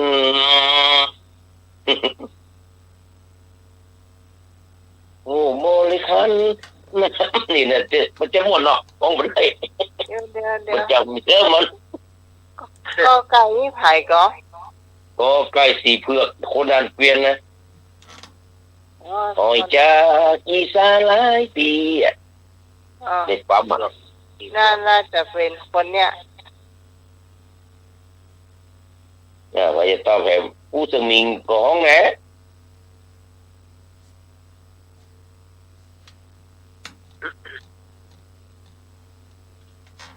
ผู้สมิงนี่ก็เป็นคนลาวกันแหละจ้ะคนลาวกันคนลาวกันแหละ คนเราอย่ามาห้องภาษาไทยชัดเจน คนลาวกับคนไทยกันเดียวเลยต้องเป็นสมิงนี่ไปเลยกันต้องเป็นสมิงนี่ไปเลยกันนะคนลาวคนไทยเขาเนี่ยคนไทยใจเขาเนี่ยเนาะถ้าคนเมืองเขาเนี่ยนะถ้าเพื่อนบอกถ้าเพื่อนบอกใจใหญ่กว่าเพื่อนกับเขาก็บอกเพื่อนปิดใจเหมือนกันนะขอใคร เจ้า ครับขอใครนะ ขอใครเนาะผู้สมิงเนาะ ครับผม ผู้สมิงเนาะแต่จะมีใครก็มีทำก็พี่ฝนพี่กรมาเชื่อได้ยังไง พรยังไอ้เนื้อเกี่ยวมาตอบว่าวันนี้มันได้ไปเอาหาแม่ลงมา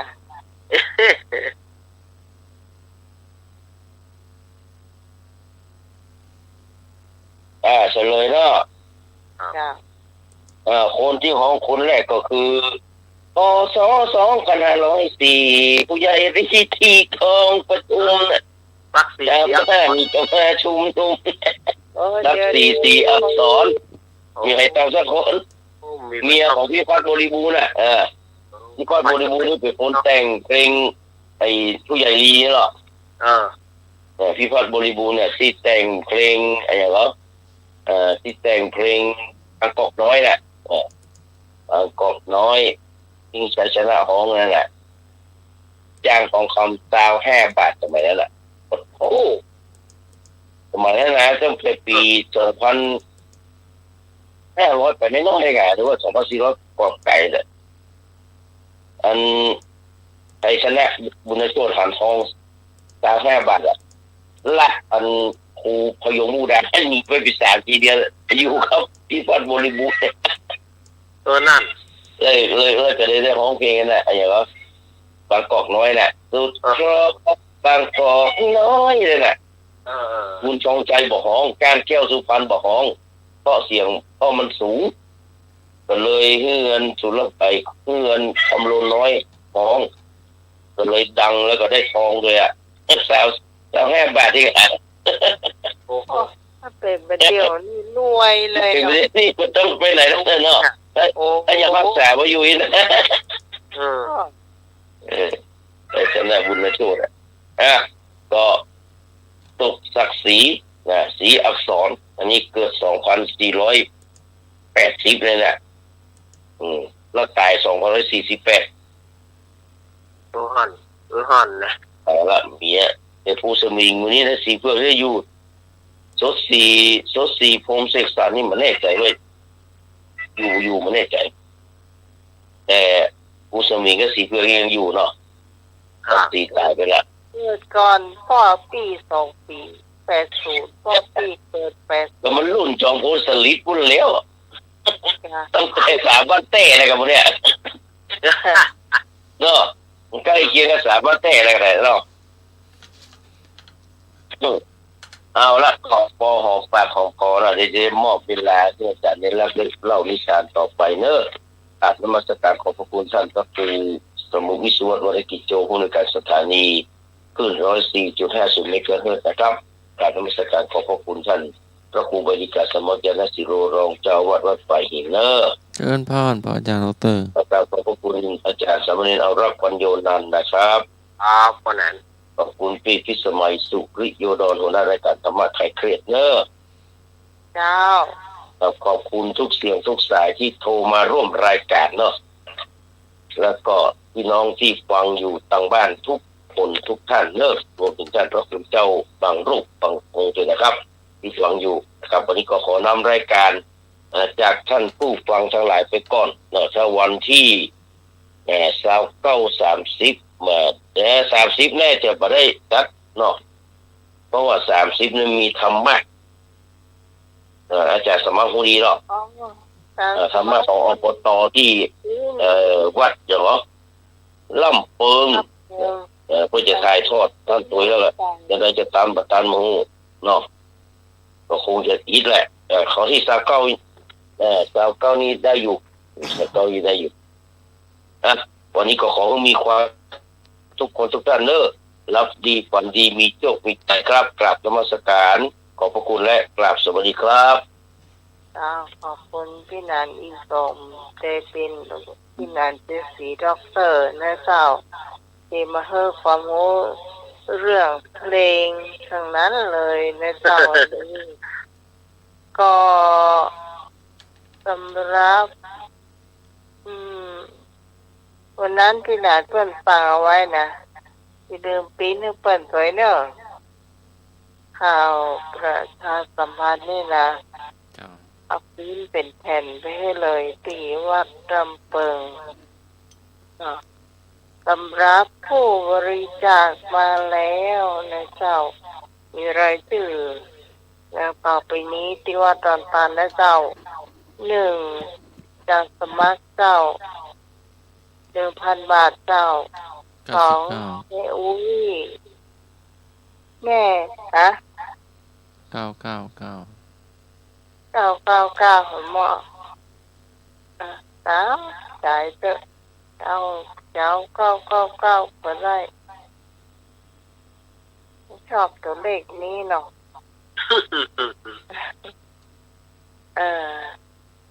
2แม่อุ้ยบุญช่วยพรอย่างหน้าเด็กพรนิดไม่รู้คนนี้เป็นอายุต้อง98แล้วก็หาอุ้ยเป็นได้ยินเป็นฟังรายการเอาอยู่แล้วเป็นฝากอาจารย์วิศวะเอาไว้เนาะตอนนี้เราเก็บตังค์ส่วนนั้นไว้อยู่ก็เลยมาเปาะเนี่ยเจ้า 1,000 บาทเหมือนกันเจ้า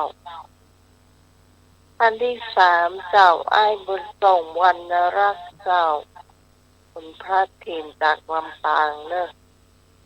อันนี้ 1,000 บาทแล้วก็ช่วยค่าอาหารน้องใหม่มา500 บาทเจ้า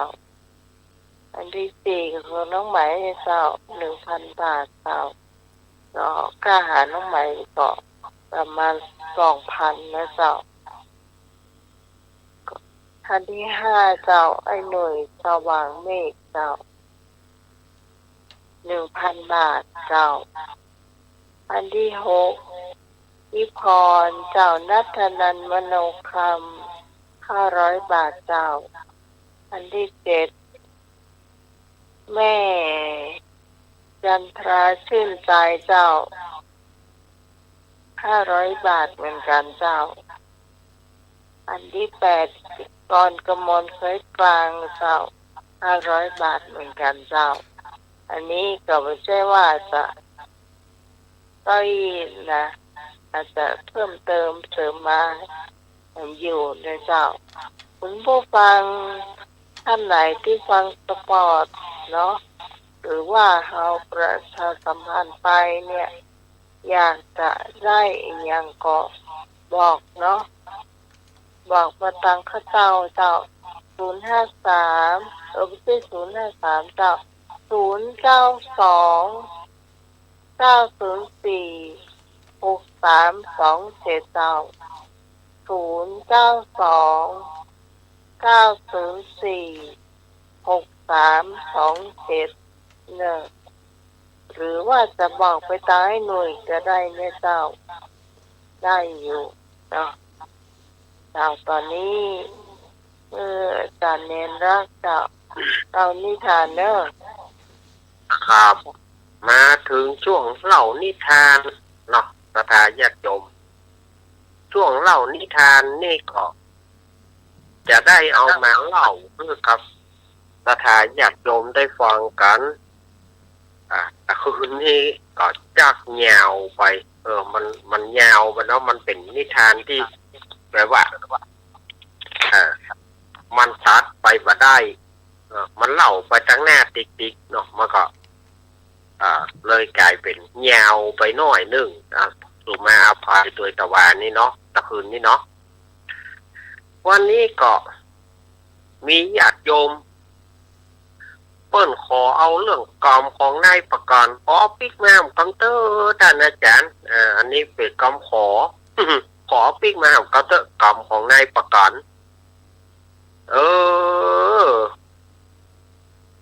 กรรมของนายประกันนี่ก็เป็นสัตว์เป็นสิ่งเหมือนกันคือเป็นสัตว์สามเกลอเนาะสามเกลอก็มีรุ้งนกฮูงนี่นะ1นกฮูง2กะว่าว3กาแล้วส่วนว่าใครจะเป็นนายประกันฟังก่อนเนาะอันนี้ตามคำขอของญาติโยมนะมีสามเกลอที่เป็นสัตว์อย่างที่อาตมาว่านะรุ้งหรือว่าฮูงบ้านเฮาก็ฮ้องว่าเหลวพ่องบางที่ก็ฮ้องว่าเหลวแต่ส่วนมากก็ฮ้องว่าฮูงนะแมงนกฮูงมันก็อยู่จำพวกเหยี่ยวนั่นนะจำพวกเหยี่ยวจำพวกนกอินทรีนะคือโฉบเอาไก่น้อยชอบลักไก่น้อยเนาะสัญชาตญาณของฮูงนี่นะ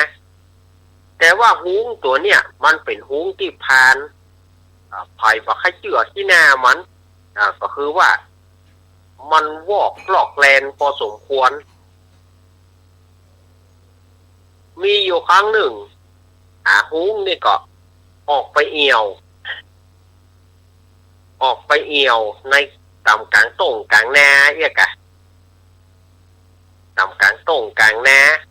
เอี่ยวต่ำบ้านต่ำจองเพื่อเสาะหาอาหารที่นี่ปรากฏว่ามันไปหันใส่ไก่น้อยในภาษาหนังสือเพราะว่าลูกเจี๊ยบเลยเนาะภาษาหนังสือว่าลูกเจี๊ยบก็คือไก่น้อยนั่นนะลูกเจี๊ยบก็คือไก่น้อยจับยิกจับเหงา จับยิกจับเหงาก็ไก่น้อยเนาะมันไปหันใส่ลูกไก่น้อยนี่มีนักเฮ้ยลูกมันก็ห่างแม่มันมานะแม่มันไปกุ๊กทางปูนเพราะว่าสัญชาตญาณของไก่นี่แม่มันกุ๊กเนาะเพื่อว่าเสาะหาของกินมาทางนี้เนาะปลอบใจปลอบขวัญลูกของมันนะที่นี่บอกว่าฟูงตัวที่มันก็หันลูกเจี๊ยบหันไก่น้อยมีนี่เป็นฝูงเลยมันบัดดันไปหาแม่มันเตื้อแต่มันบอกว่าเจ้าของมันลักพกพอมันบอกเจ้าของมันลักพกอยู่บอกกองมันปุ้งเหลาลงมากันเนาะมันหมายจะเอาไก่น้อยนั่นนะพอมันปุ้งเหลาปุ๊บมาเข้าจิกไก่น้อยบอกว่าเจ้ามันก็โวยเหมือนกันเจ้าของมันก็โวยเหมือนกันก็เลยจะให้ลูกโป่งเนี่ยนะกระสุนดินป้านเนี่ยลูกโป่งเนี่ยเนาะใจโป่งหรือว่าหนังสติ๊กนี่ใจโป่งยิง ก็มันจังบังเอิญเหลือเกินเนาะไปยิงถูกที่ไหนประถูกไปเข้าหูโก้นเหมือนสถานญาติโยมปดถ้ามันไปเข้าอย่างจับเบะเหมือนเตะไว้เนาะลูกโกงถูกหูโก้นมันเข้าหูโก้นมันเต้าฝั่งบินหนีกับเอาดินจ้างเนาะมันปวดนะ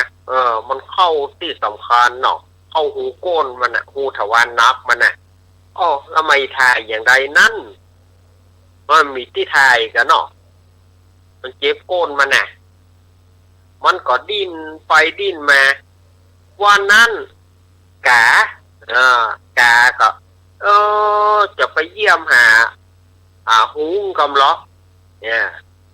เพราะว่ามันเป็นพวกเดียวกันนะกากับหุงเนี่ยมันก็เป็นพวกหากินตามันหันเบื้องสูงตามันหันสูงจะไปเหี่ยวหาไอ้เปื่อนกำล้อให้เนาะก็เลยไปหันเข้าใจเงี้ยงใดเนี่ยลาเปื่อนมาก็ดีแล้วเฮ้ยอันข้าไปหันลูกไก่น้อยข้าหมายจะเอาไก่น้อยเจ้าแห่มันนะแกแปลว่ามันพกอยู่มันยิงข้ามันยิงตั้นไหนมันยิงเข้าหูโก้นข้าโอ้ยตายละค่ำมีที่ไทยนักก็บ่ได้เงี้ยงใดเนี่ยสู่อันเปื่อนเฮยจ่วยหน่อยเหรอเอาแกก็จะหาวิธีช่วยเปื่อนนะพยายามจะช่วยก็พยายามเอาปากกีบจะเอาลูกโกงออกแต่มันก็ทำบ่ได้อย่างหนึ่งไอ้หูนี่ก็เจ็บตัวหูนี่ก็เจ็บตัวเนี่ยใดอันก็เอาชูโก้นขึ้นชูบ้านท้ายชูโก้นขึ้นเอาโก้นตากแดดเอาโก้นตากแดดเพื่อว่าลูกกระสุนมันจะน่อยนี่เนาะลูกกระสุนมันถูกแดดมันจะละลายมันจะน่อยหุ้งนี่ก็เอาโก้นชูตากแดดตลอดวันแต่ก็บ่เป็นผลเนาะเจ็บก็เจ็บลูกกระสุนนี่ก็บ่ออกไอ้ตังนั้นก็ให้ทายก็ทายว่าได้เพราะว่าลูกกระสุนขามอยู่อย่างมันลำบากลำโตดเจนล้ำเนาะลำบากลำโตดบ่กาเขามดทางจะช่วยเปื่อน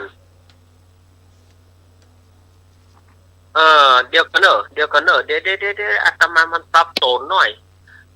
กะว่าวกันเนาะกะว่าวกับไปเอี่ยวหานั่นถูกไหมญาติโยมเนอะ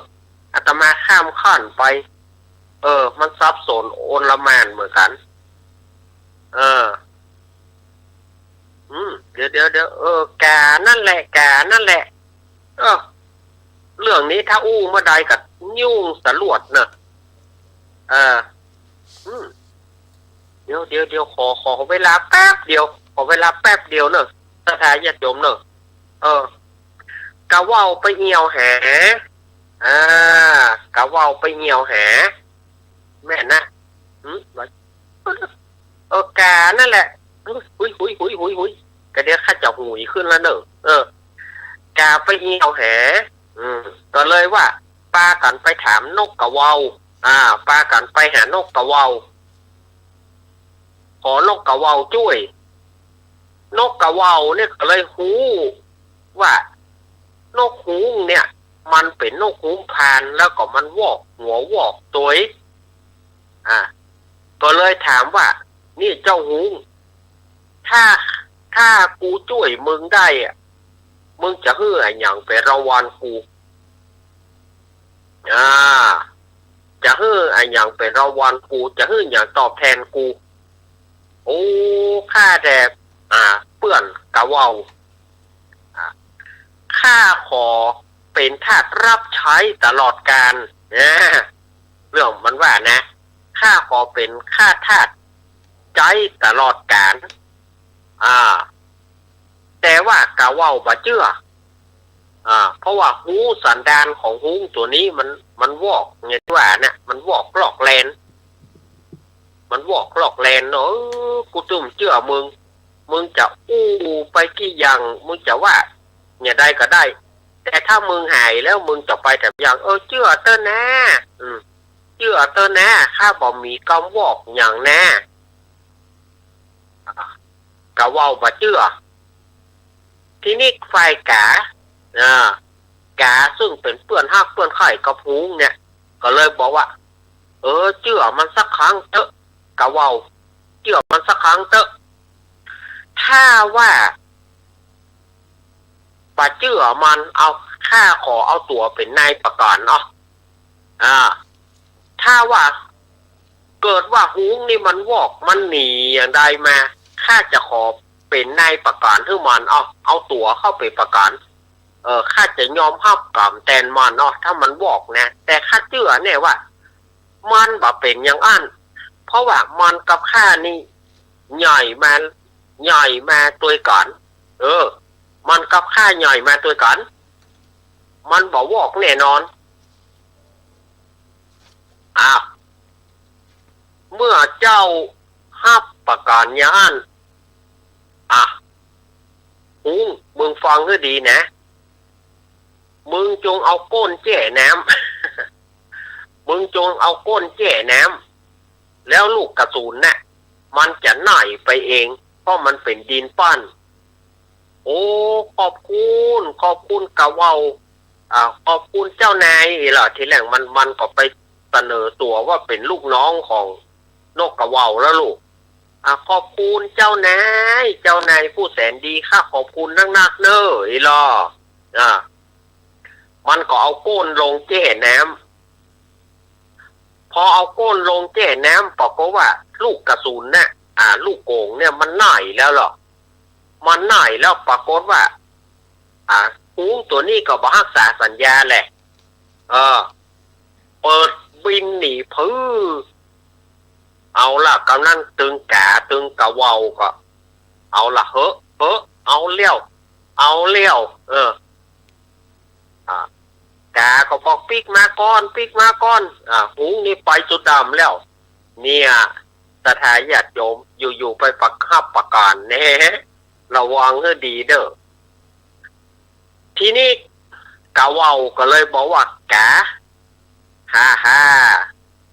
ทีนี้เจ้าฮับประกันให้กับนกฮูงแม่นก็ถ้าอย่างนั้นตั้งแต่บัดนี้เป็นต้นไปเจ้าจงฟักไข่ให้ข้าเลี้ยงลูกข้าจนใหญ่เลี้ยงลูกข้าจนใหญ่ตั้งแต่บัดนี้เป็นต้นไปไข่ของเจ้าข้าจะไล่ซับหมดไข่เจ้ามีที่ไหนเจ้าไข่ไว้ข้าจะซับจะจิกหมดก็มันแตกแล้วเจ้าจงฟักไข่ให้ข้าเลี้ยงดูลูกข้าณบัดนี้เป็นต้นไปด้วยเถิดโอ้เล่นอย่างตู้เจ้าแต่กำนันก็ตั้งแต่วันนั้นเป็นต้นมาแกก็ต้องรับกรรมเพราะว่าไปประกาศให้หูนั่นนะกำนันก็เลยได้ฟักไข่ให้กะเว้ากะเว้าบ่ยอมฟักไข่เองทีนี้ก็ปรากฏว่ากาก็ต้องฟักตัวเลี้ยงลูกคือตัวกำนั้นกาก็เลยบินไปไหนก็บนใกล้เนี่ยเป็นตัวเก่าลูกเป็นตัวเก่าลูกอยู่ในบัตเตอร์เราไปห้าประการพระลงสุดท้ายก็บินไปก็ใกล้ใกล้อย่างใดก็ต้องหับจนมาถึงชั่ว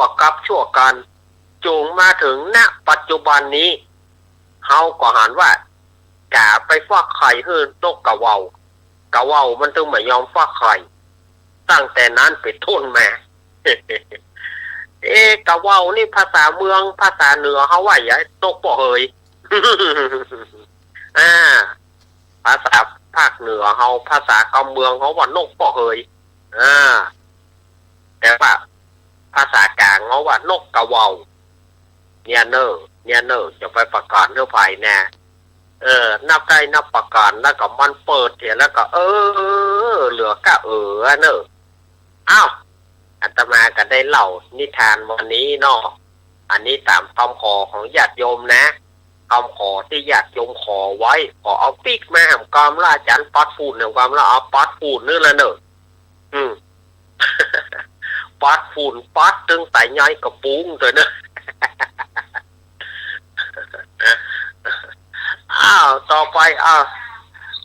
เชิญโยมปี่เขาได้ดำเนินรายการลำดับต่อไปเนาะเจ้า ครับ ไปห้ามไปโหลดวัดเลย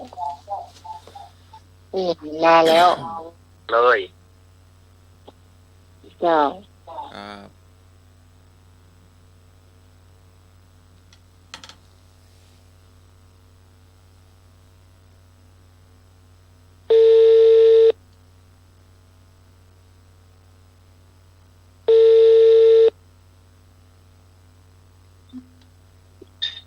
ครับผมราชการครับขอกราบนอบน้อมพระเดลานุเถระทุกโขทุกองค์ทุกครับผมดำเนินน้อยรุ่นผมครับกับราชการพระครูสมุทรสวัสดิ์วรดิโชครับผมมีหมอบเวลามาตะเกียบครับผมครับกับราชการพระครูบริการจากมาครับ เชิญพ่อลุงหน่วย กับบริการอาจารย์โอลาภครับผม ครับลุงหนุ่ยสวัสดีเนอะ ดีปีสมัยสุริโยดอนครับนางมาตะเกียบครับดีคนที่ล็อกเตอร์เป็นร้านเจสซี่เจสิงครับผมเจสซี่ครับผมมาคาเชียทุกท่านทุกคนนะครับผมครับครับผม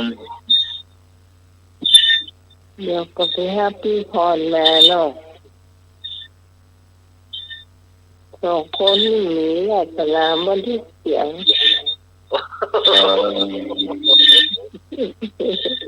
ก็มีเป็นอย่างดี4 คนไปมาการสมัครมาเป็นพี่ได้ไหมล่ะ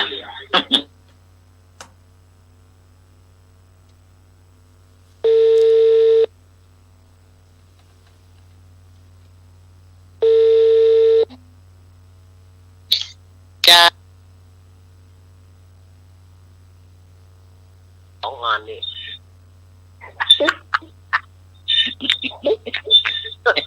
เจ้า ครับ ฮัลโหล ฮัลโหล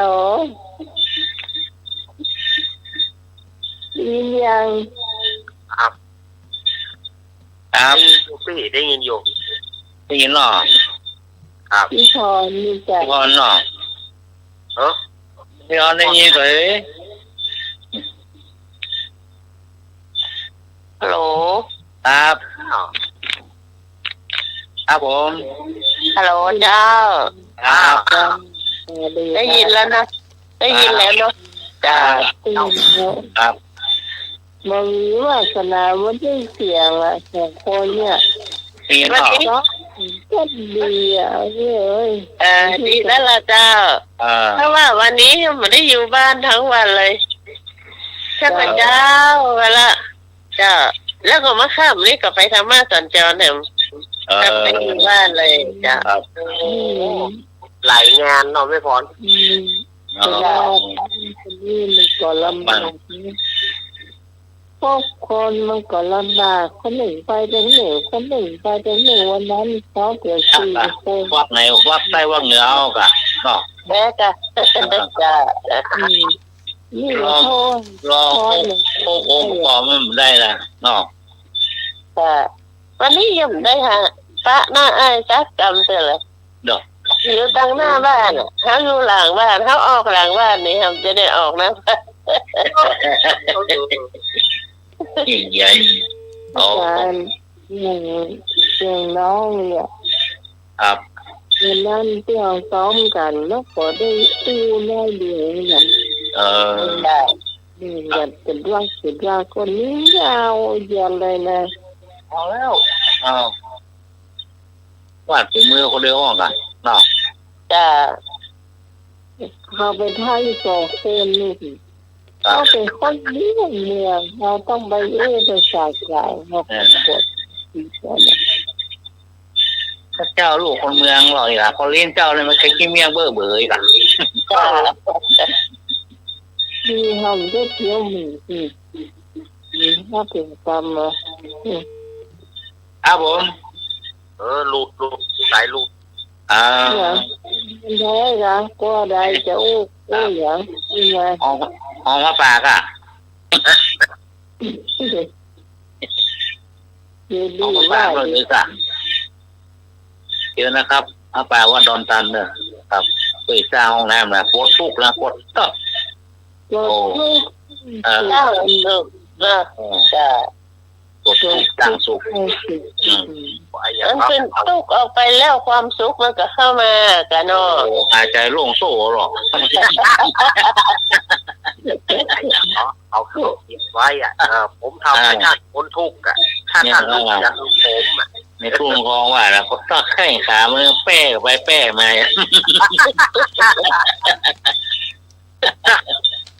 มันแต่งจะบ่ม่วนนะเนาะแม่จะเกี่ยวกับโป่งบ่ใส่ละเกือบบ่ใส่ละกูอีไปละอยู่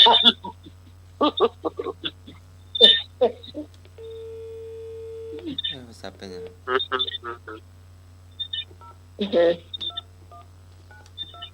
ต่างสุขปวดทุกข์ต่อเจ้า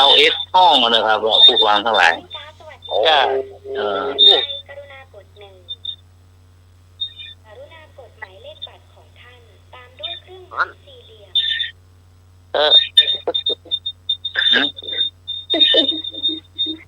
มันมีหมายเลขที่ท่านเรียก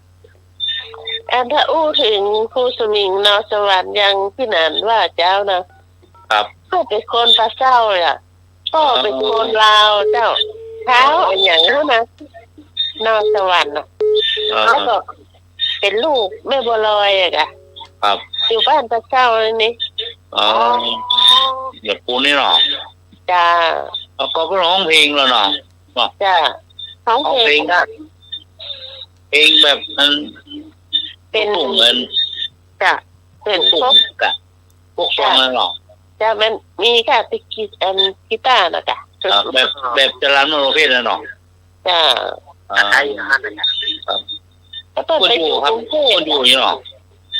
จ้ะอยู่กรุงเทพพุ่นนี่มันไปอยู่กรุงเทพเมืองแล้วจ้ะครับโอ้จังไงคนดังหลายนะแล้วพูดก็ดังเนาะจ้ะรุ่นน้องอ้ายสักปี2 ปีเนี่ยจ้ะ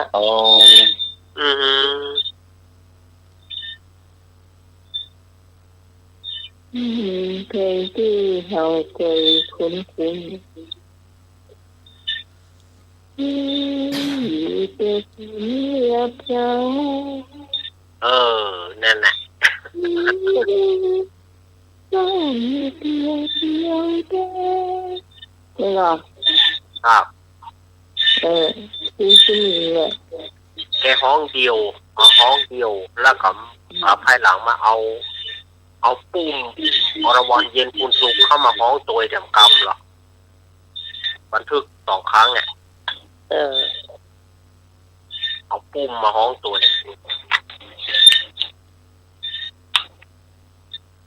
วันนี้มีกรรมเก่าเนอะครับกรรมเก่ากันเนาะกรรมเขาว่าหมายว่าได้ครับว่าได้กันจ้ะอีดออดไว้อีดออ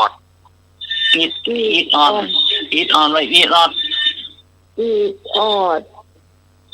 กับพิการน่ะล่ะพิดชักช้าอยู่อ่ะอย่ารู้จักไปไหนก็ไปต้มเดียวซ้ายก็บิดขวามุดก็หางมาหางเมนเรียกว่าเจ้าเรียกว่าฝ่ายเรียกว่าก้อนเรียกว่าวันทำนองเสียงเนี่ยอีดออนนี่อีดออด ไปกับไปเมาหันเมานี่เมาปิดใต้ปิดขวาอยู่ฮะเมาหนังมากหนังเมนเดี๋ยวก็แต่ตอนละให้เตือนเรื่องเนาะจะได้กินข้าวตอนละนี้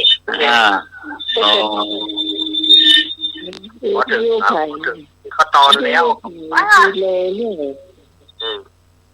แต่ว่าแดงอ้อยจ้อยเหรอเราบอกเฮ้ย3-4 โมงสมมติเตียวแทนเนาะเยอะ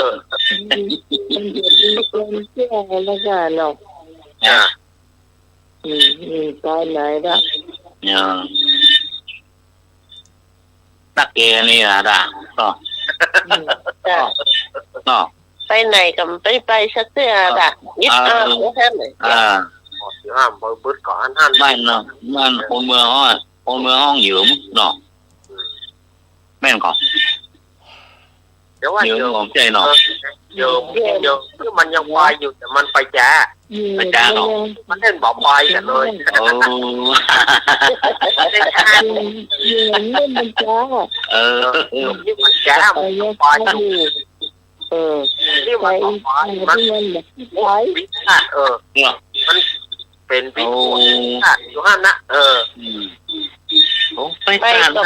สองรอบไปอยู่สัก4 ได้เนาะใช่มันเป็นโคตรขาดขุดเนี่ยอยู่ห้านะต่อไปถือว่าเป็นภาษาแห่งบ้านหนึ่งก็เหมือนกับผลจับแมวเนี่ยนะจับแมวค่ะจับแมวนั่นนะมันจะเจาะขาดด้วยมันตึงปัสสาวะแบบไปขี้โคงในเตาเนาะถึงหน้าเหนือกันได้มันบอกก็เสือละ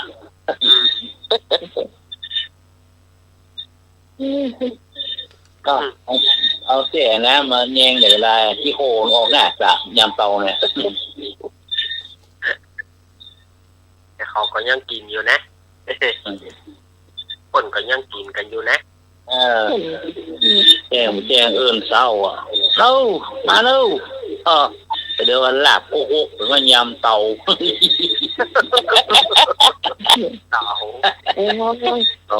ต้องวันแจ้งเขาไปฮับเนาะแต่ก็กินยำเตาเนาะบอกตลอดขอโป๊ะเสียงแบบตื่นเลยเข้าใครเข้ามาแล้วอย่าเนี่ยเจ้าภาพเนี่ย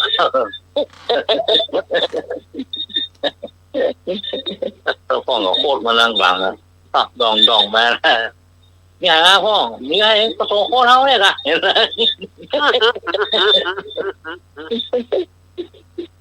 ย่องปะยังเขียวๆเลยโอ้ยยำเตาเลยโอ้เตาอ่อนเพิ่มมากว่ากินดีกว่าเดิมนี่เหรอ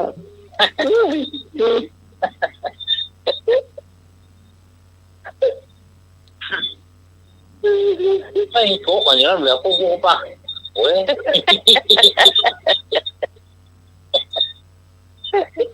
ไม่กว่าวันนี้มือจะแดงเป็นเขียวไปเนี่ยเป็นตุ๊กเป็นยาเน่ก่อนจะเข้าไปในวัดตะวันหรอก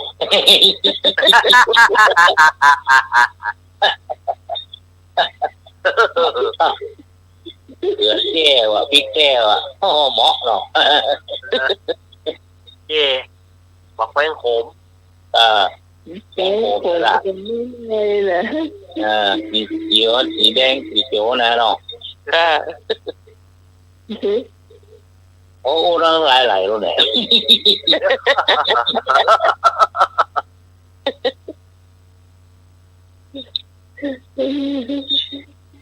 รู้ว่าไปกินแล้วครับละแม่ ตอนหนึ่งเขาอุ่นฟ้อนหลังๆมายองวะ ปัดดาบพี่น้อง มาทางหัวเขานี่ยิงเปียงหุ่นกระมังโล่งไปเลยนะ ไหมมันฟันมือไว้ฮะนั่นเนาะ ก็ลองก็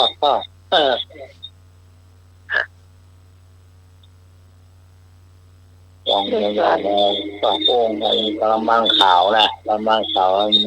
ตะกอนนะตั้งไว้ดีนะก็บางสีขาวก็ไปสองโป๊กอย่างนี้ บางไม่ใช่ในการด้วยคนใจยำลาบเนี่ย ครับนะเนาะ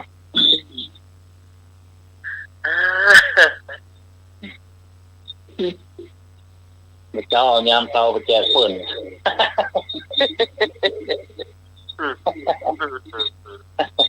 เที่ยงมาอุ่นใจได้กิน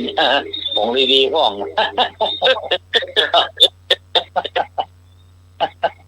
โอ้ปิ้งมาเหมือนย้ำเรื่อง น้ำเมี่ยงกับหม้อ น้ำเมี่ยงหรือว่าพอดข้าวไปพวกของไหมอ่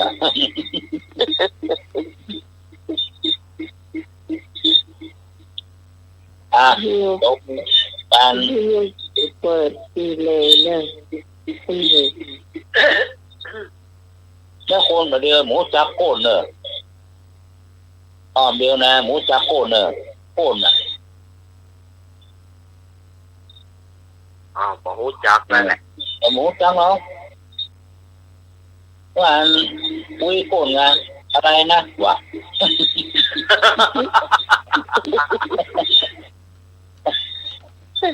อุ้ยโคนอะไรวะอะไรนะวะอะไรนะมันหูจักเนาะ หมูจับโคนโอ้ยอุ้ยมันโคน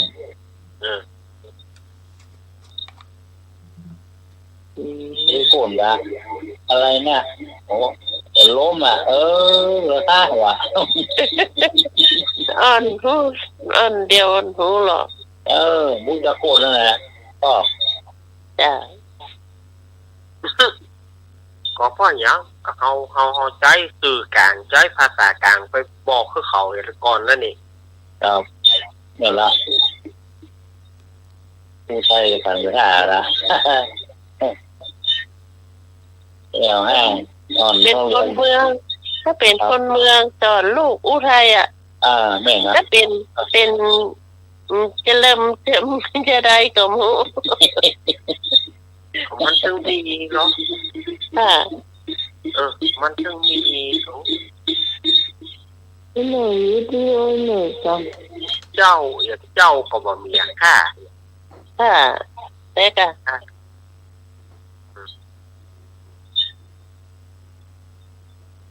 เพราะว่าประเดี๋ยวมัน มันสื่อการสอนเอากับพ่อแม่กันนำเพื่อสอนแบบเอา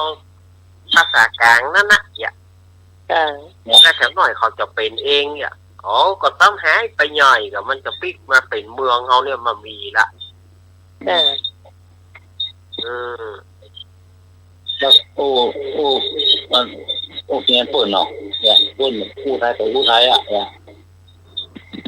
ภาษากลางเนี่ยแนวห้างเนี่ยนักเรียนแนวห้างวันเสาร์ที่เนี่ยก่ะเพื่อนมาหามานะเพื่อนมาอยู่คนลายไม่โค้เลยก่ะคนลายอ่านนั่นหรอตอนเรียนมาจันไปปะกันเมื่อวานนี้ฉันเห็นแกมากับแม่เลยถ้าแกเห็นทำไมไม่เราอยู่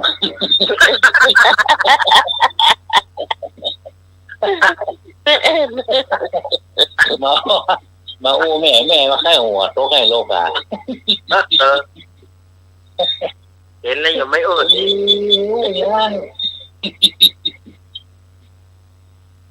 โต๊ะไม่เราไม่เราเหรอวะ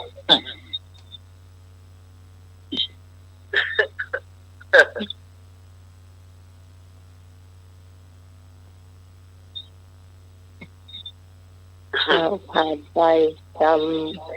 กำเมือง 31เนาะ ครับ อาสมัครมี สลีห้อง อันลีโฮงว่ะ มาลี ลีโฮงอ้อลีโฮงนั่นเองนี่นะต่อ เมื่อก่อนมันที่นอนเนี่ย มันเป็นงิ้วเป็นนู่นนอนกันแห้งมันก็เลยห้องมันไปค้อนไปตีไปที่ลูกไปค้อนไปตีงิ้วไปค้อนไปตีไปตี โฮงเรื่องโฮงหลายอย่างแล้วเนาะอาจารย์เนาะ โฮงบวงไปนอนหรือมีหรอ ฝันแล้วเข้าห้องน้ำฝันแล้วฝันเดี่ยวติ้นนะ อ้าวมีนะบางคนก่อนไปเหนี่ยวก็กล้วยบางคนบอกไปเหนี่ยวไปที่นอนน่ะมันมีนะ โถ่เหนี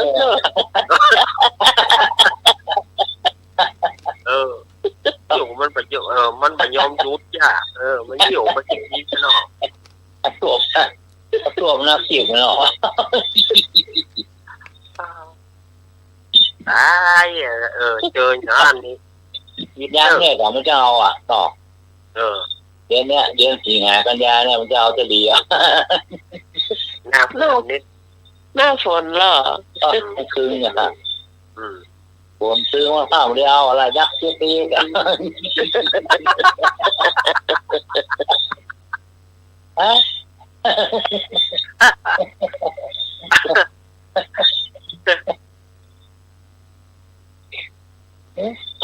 นี่เหรอพรุ่งนี้วันนี้ยังไปนะที่ข้างนะกบีนะไม่รู้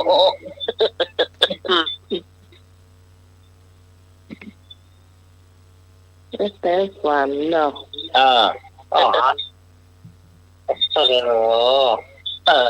ดีไหมอย่างเดียวนี่บอก2อย่างอ่ะ ก็ยังฝันเล่นที่วันหันก็เก้าตายยังมีเลยเนี่ยมันคือเนี่ยให้หน่อยฟังเลยนี่ล่ะก็ครูบาก็โทรมาตัวพอดีนั้นว่า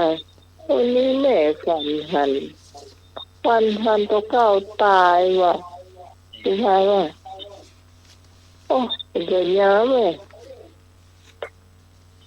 สบายมากเลย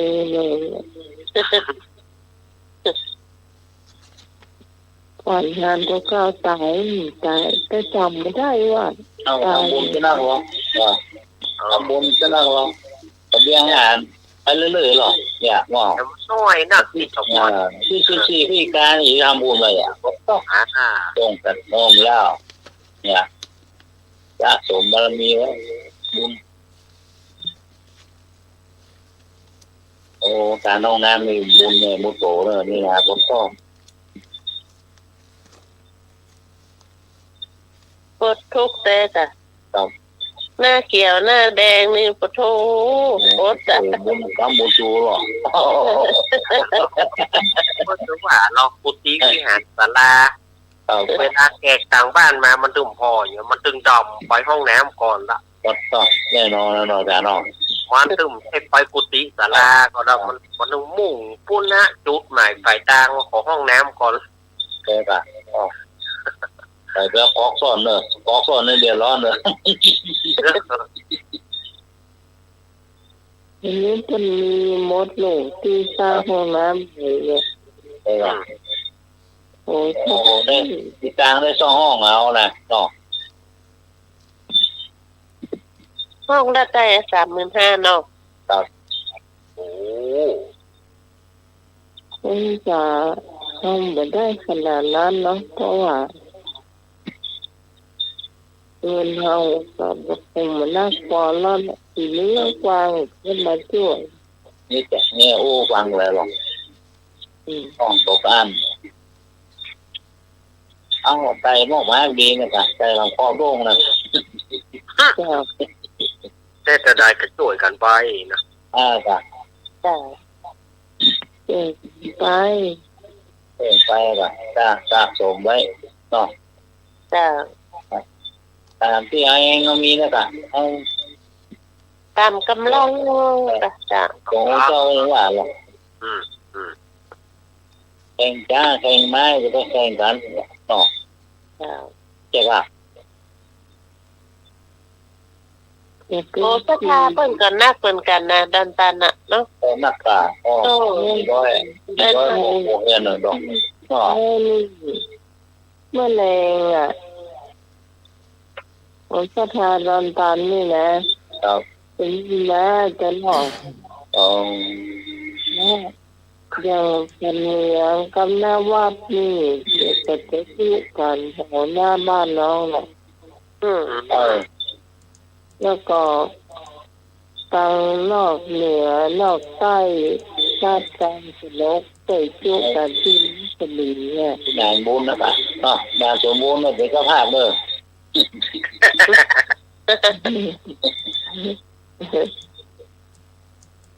งานบุญเด้อเจ้าภาพเด้อ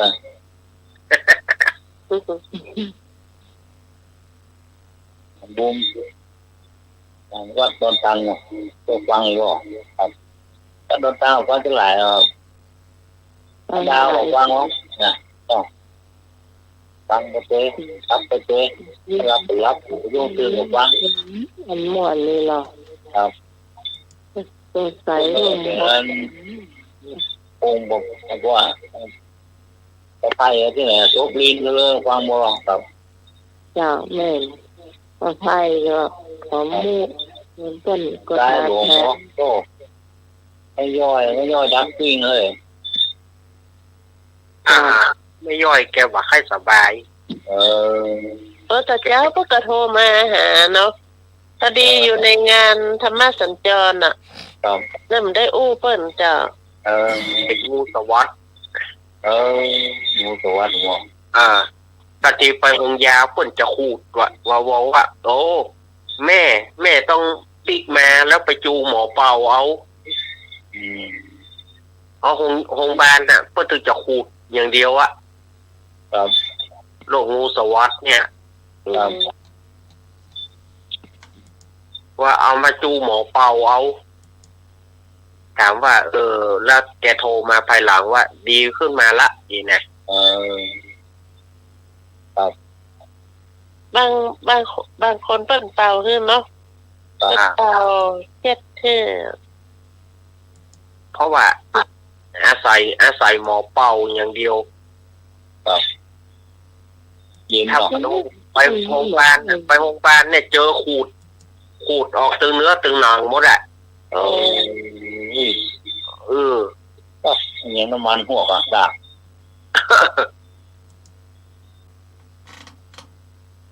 สู้ๆนะไม่สุดไม่ย่อย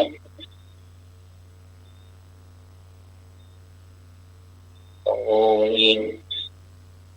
หรอไอ้คนที่ดูว่ามันก็ดีพักผ่อนไว้นักหน้าพักผ่อนนักก็ตึงดีจ้ะ ตามไปละพักผ่อน อันงูสวัสดนี่มันจะเกิดเฉพาะคนที่ร่างกายอ่อนแอจ้ะภูมิต้านทานต่ำไหมเนาะ แม่ ที่นะ และอาการมันเกิดเมื่อคืนนะไม่พอจ้ะเพราะว่าเคยโดนมาเนี่ยมันออกที่หน้าผากเนี่ยถ้าเมื่อคืนนี่หัวจะแตกแล้วมันเป็นจะได้พ่องจ้ะ มันปวดคันฮ้อนมันได้ตึงปวดแต่เมื่อคืนนี่มันอย่าเล่นละเมื่อคืนนี่มันจะปวดหัวจนหัวจะแตกก็ได้เมื่อคืน เป็นจัดนั่นมันดังตื่นกับเพื่อนเนาะ แล้วมันก็ออกถ้ามันออกตัวก็บ่ม่วนน่ะ แต่จิ๊ดจ้าตัวน่ะจ้ะนะ มันได้ตึงแกนตึงฮ้อนนี่แต่พักละนี่บ่ได้สักกำเนอะขึ้นเลยเนอะพักละนี่โอ้โหอาการมันขึ้นเลยแหละไปเนาะจ้ะเนาะมันบ่ถูกพักละเนอะ บ่ได้กินกระจ้างได้กินมันก็ยังบ่ได้นะไอ้ลมมันแหงไอ้งูสวัสดนี่นะครับคนเมืองเขาอ่ะบ่เฮงค่อยป๋าจ้ะคนเมืองเขาจะห้องบ่เฮงค่อยป๋าเป็นก็ไปเป่าเหรอคนเป่าได้หรอถ้าไปหาหมอโรงพยาบาลน่ะเขาจะห้องงูสวัสดเนี่ยมันเป็นลูกลามไฟลามทุ่งอย่างเขาไปคูดหัวเปิ้ลน่ะไปคูดนางคนออกคนตรงเสียงเนี่ยนี่นักแกเจ็บแม่เราจะเนาะโอ้โหก็คนเฒ่าที่บ้านนี่ก็ตายเลยเหรอเอาไปขูดเอาไปโรงพยาบาลน่ะแล้วลูกเต้าว่าไปเซ็นอนุญาตเนี่ยคนไปขูดหมีอ่ะมาเป็นดีจูดีเอาอย่างแล้วเผื่อมาเป่ามันเป่าประทานนั่นแหละมันลูกลามหมดแล้วเนี่ยตายเลยเหรอหัวฟองเนาะแก้มันดับ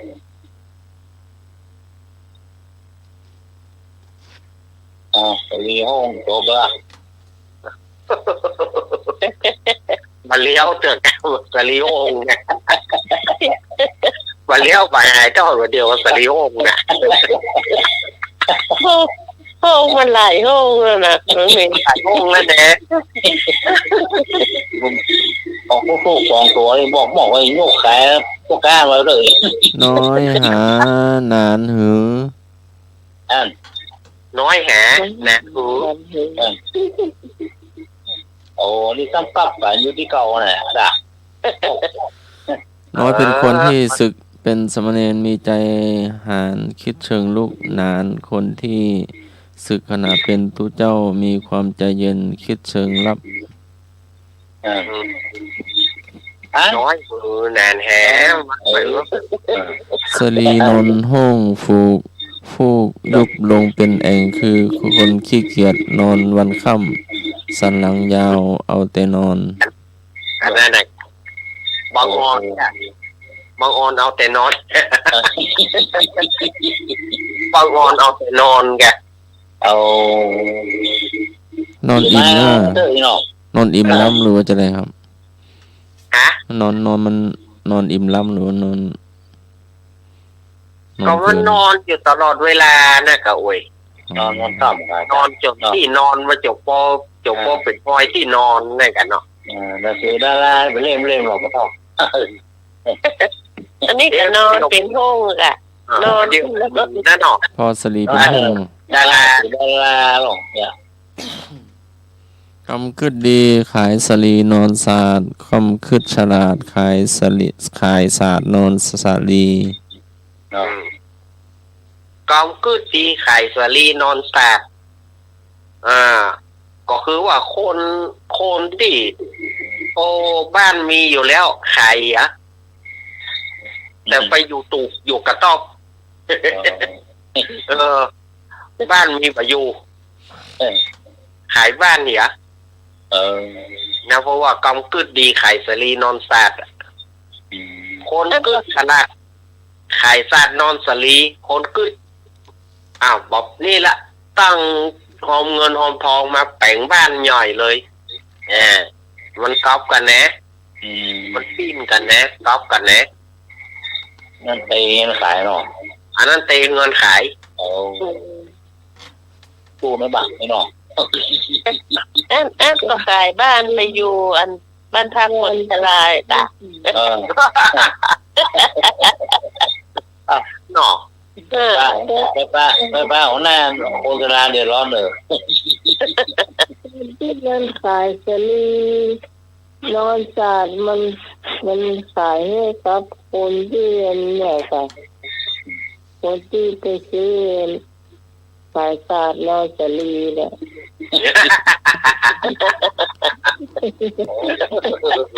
มีอายุโตเหมือนเลยค่ะ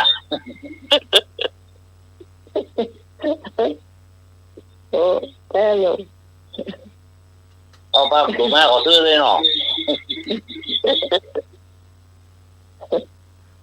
หน้าเท่า2 นิ้วหน้าก็2 นิ้วอ่ะนี่หน้าเต้า2 นิ้วเป็นจะได้เหตุการณ์เป็นจะได้ใหญ่ใหญ่ไม่ใหญ่ หน้าซีด หน้าเท่า2 นิ้วปะวันพันพึงหวาดกลัวอย่างที่ถูกจับผิดได้หวาดกลัวอย่างที่ถูกจับผิดได้ก็เลยถามปะวันพันพึงโอ้เป็นจะได้ครับรักก็เหลือหน้าเหลือ2 นิ้วมันถูกจับได้เหรอเป็นนางเขาเนาะนี่มีเที่ยวของไอ้เนี่ยไปเนี่ยนี่มีเนอะนี่นะโต๊ะโปรโมทหมูเลยป่ะงานนั่งซุปต้มซุปเลยป่ะแล้วคนโยกหม้อเปล่ามาฝาขวบหรอกเอากระตั้งก็โยกวางกลางแล้วหม้อไปอ่ะน้ำซุปเห็นน้ำซุปได้เลยอ่ะเปิดพอเหมือนกับหม้อเปล่าโอ่งไอ้ยังยกก็มาเป่ามาใหญ่นะก็เข้าว่ามีหมดเลยนะทั้งน้ำซุปดองกลางเลยอ่ะเมากันนะเพื่อนนั้นก็เพื่อนวางกลางอ่ะมันบอกว่าเพื่อนว่ามีน้ำแกงเนี่ยซุปเนี่ยซุปไว้หนีบน้ำแกงเนี่ยซุปต้มจืดได้ป่ะน้ำซุปยกมาหม้อดีน่ะยกมารักษาข้อแบบนี้แหละเอาเปิดว่ามันมีสักอย่างเป่าโค้มีน้ำสักอย่างนั่งสี่ไป5 คนมันเมาพอได้กับเมาอ้วนนะมันหม้อเปล่าไม่ใช่ยกเป่านั่งยกหมูยกมาต้องผมเปิดพ่อผมโยกมากับผมเปิดพ่อโยกมาร้องไห้โยกออกไปตั้งแต่ตักก็เข้ากินไปกินมาเลยกันไปข้างหน้าออเดอร์เลยนะตู้ไปเปิดพ่อมีก็หม้อนี่ก็หม้อเปล่ามาโคตรไป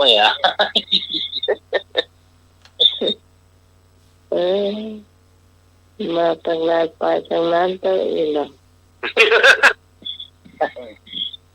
มันชุบชุบหม้อมาดีแล้วหม้ออะไรใหญ่น้อยเป็นเขาเป็นมือจุ่มจิ้มจุ่มเหนียวหน่อยกับหม้อน้อยหม้อดินน่ะ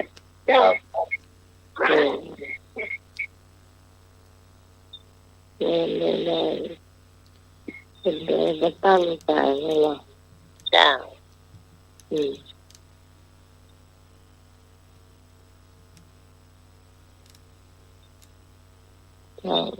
อย่างต่อไปคำวัดพระน้อยดิโดรับ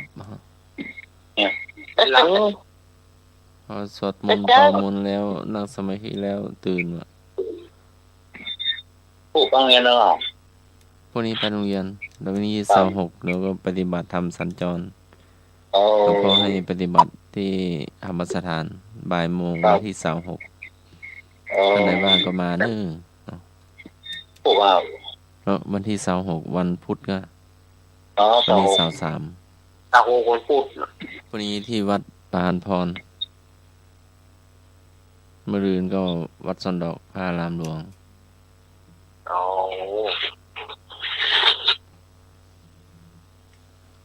มาสัญจรหมดนะก็เป็นจอบปัญญาด้วยจอบการออกนี่ว่ะปฏิบัติธรรมสัญจรปฏิบัติธรรมสัญจร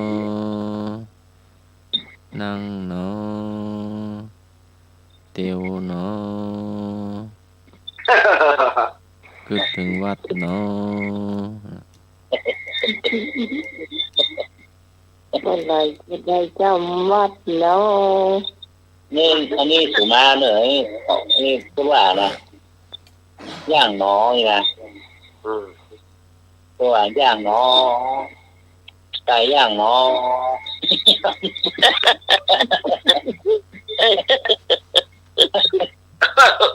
ย่างเนาะ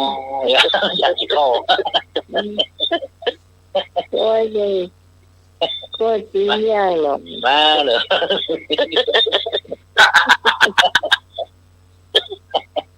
เป็นอะไร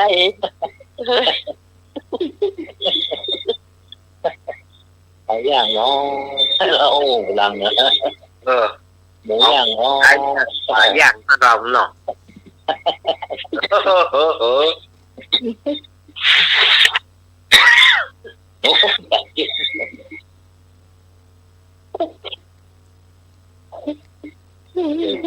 คือตรงโคมพระเจ้าเจอไปเจอมาออกปากฟองไก่ย่างเนาะหมูย่างเนาะ มันว่าขวาย่างหนอซ้ายย่างหนอ ค่ะอะไรว่าจะดีอ่ะ เที่ยวไปหาไก่ย่างตัวร้อนเพราะดาวหัว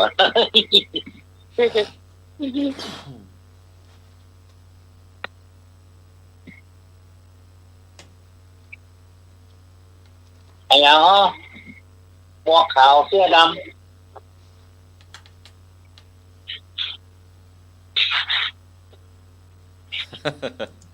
โอ้ หมวกขาวเสื้อด ครับ ำหมวกขาว ตัวขาวเสื้อด เสื้อด หมวก ำ ขาว ำหมวกขาว เสื้อด เสื้อด ำครับ คนเท่าฮาคิโมะคนเท่าฮาคิโมะ หมวกขาวเสื้อด ำหมวกขาวเสื้อด ำครับเนาะ เจ๊กิ้ม ฮะ เจ๊กิ้ม ถูกต้อง ำโอ้ ขี้จะกิ้มกะ ที่จะกิน เหลือ นั่งสอตอพอบหัน นั่งสอตอพอบหาร เคยทำแล้ว ครับ ผู้ดัง ถูกต้อง แม่ ยาวา ยาวาหนาคืบ ยาวว่าหนาคือ ร่างกายของคนเราเด็ก ถูกต้องร่างกาย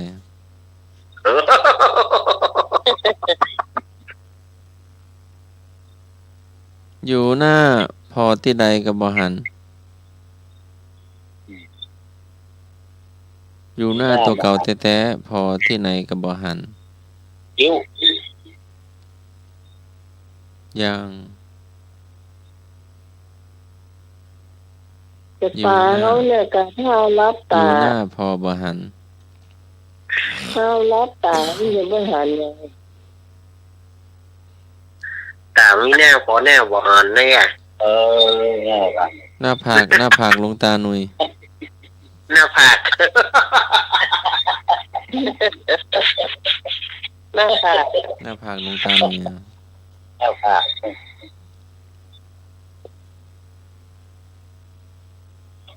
เจ้าล่อหลงตาหนุ่ยก่อนไหมมีล่อแย่เปิดโทรศัพท์ที่ใหญ่ที่จอยแย่ก็ได้ ติดต่อพี่พรผมได้นะ ตอนเจอวันข้ามเราเนี่ย ลุงหนุยไปจำศีลหรือว่าลุงหนุยไปว่างแล้วลุงหนุยแบตหมดหรือว่า อบรม อ๋อ อบรมบนนิสัย เพื่อนในบางผู้อย่างเนาะบางโทรศัพท์บางบ้านบางนี่เนาะ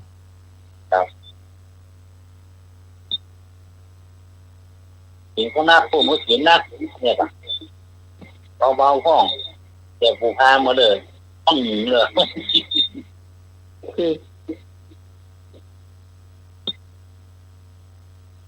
โอ้เขาเรียกจำลองตามละโอ้เพิ่งจ้างว่า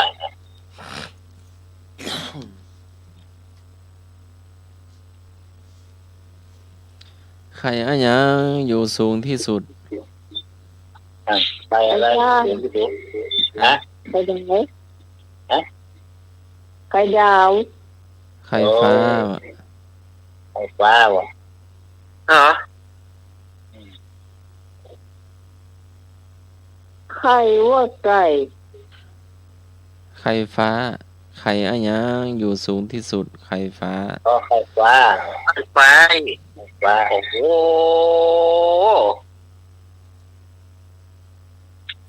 บ้านอะหยังบ่ได้ย่ำสักกำ บ้านยังไม่ย่ บ่ได้ย่ำสักก ำบ้านแปลงร้านเพชรไม่ได้แปลงเลยล่ะ ำเนี่ยอยู่แถวไอ้ตำบลแม่เหียน่ะ บ้านไม่วาง เป็นวัดเป็นบ้านน่ะ ไม่เหี้ย แม่เหียอันใดอยู่แถววัด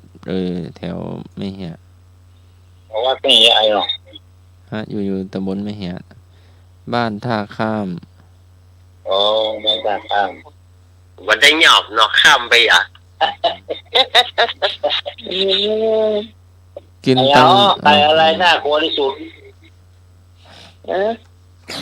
โอ้ไม่ใช่ไม่ละค่ะ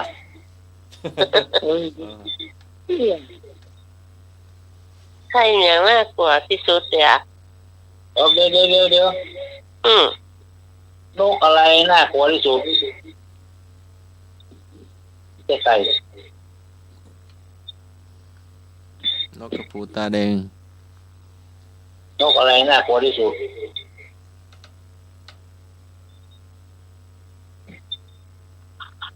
นกเดียว ฮะ นกเดียว ยังไม่ถูกนกอะไรน่ากลัวที่สุดมาที่สมัยว่ามาเลยมาดี นกจอก ๆฮะ นกจอก ถูก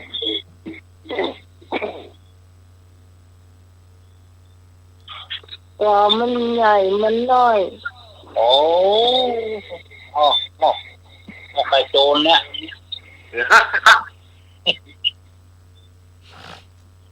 ไข่โจรเนี่ยครับ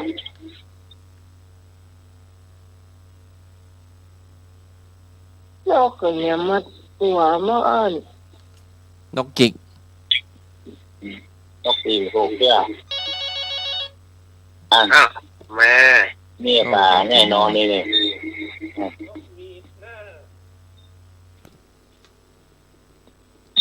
ครับผม เปล่า มัน ว่า ตำรวจจะจับเอาหรือเปล่าพี่นะ นกหวีดค่ะ นกปีกตัวบรูครับ ถูกแล้ว ครับนกปีกยังบรูเชื่อ ปูดตาแดงน้ำแห้งก็ตาย นกปีกยังบรูเชื่ออันนี้นกแท้ๆนะ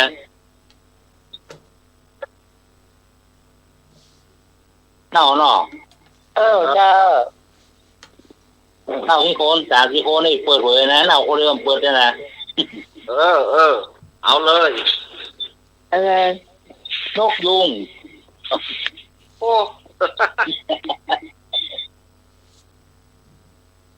นกยุงอ่ะยุงคบกับไข้เลือดหรอเนาะ นกยุงงามจะตาย โอ้ปวดฟ้อนงามหลายนี่ไงล่ะเนาะ จ้ามีอะไรตายน่ะ โอนมันน่ะเป็นเบอร์อะไรยังโอ้งามเนาะ หลังว่าถ้าบาทมีนกยุงอ่ะมาให้เป็นหมู่อ่ะ โอ้มันฟ้อนงาม จ้า ด่างงามเนอะนกยุงนะต้อง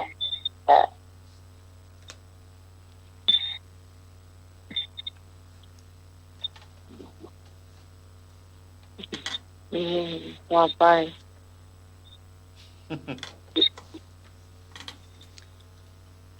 กินตังนอกปอกตังใน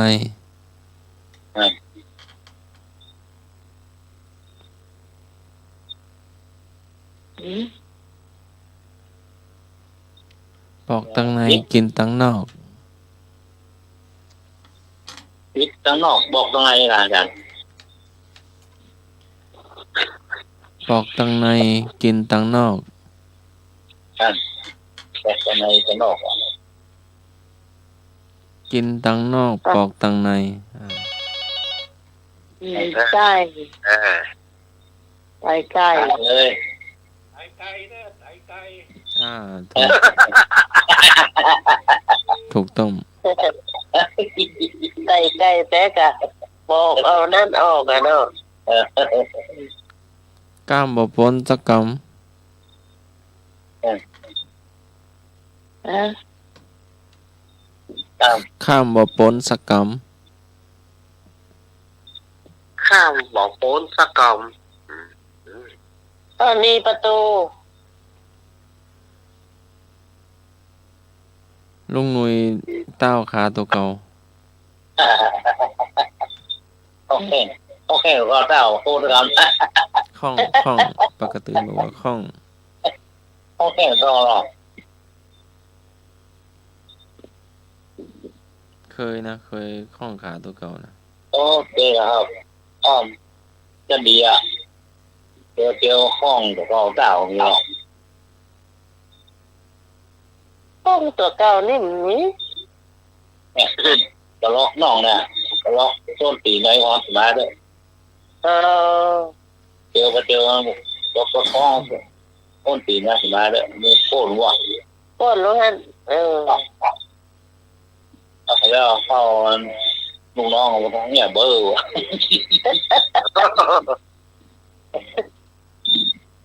เนี่ยของโค้งเข้าว่าโว้เนี่ยไปล่อเนี่ยนะ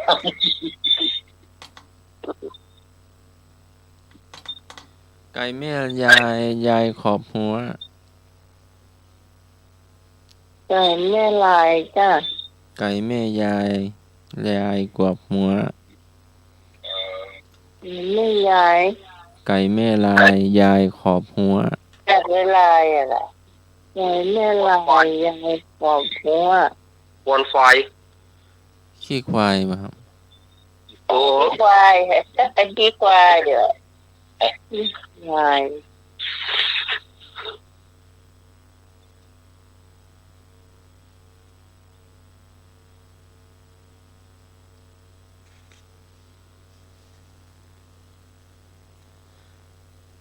เห็ด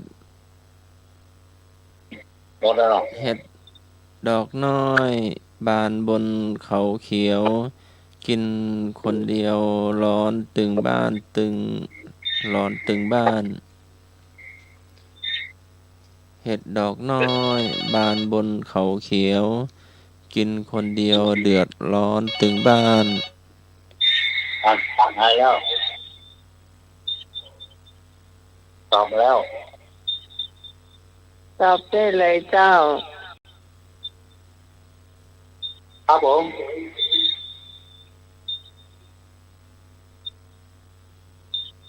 ฮัลโหลอยู่ในสายแล้วเนอะว่าเลยตอบได้เลยโทรจากไหนอย่างดักปิ้ง ก็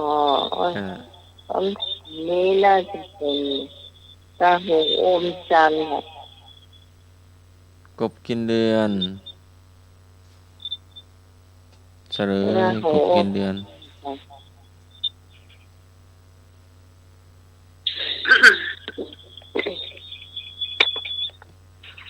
ขออนุญาตวางสายเนาะ เจ้า ถ้าจะหลับเพลินเรากดมาก็จะได้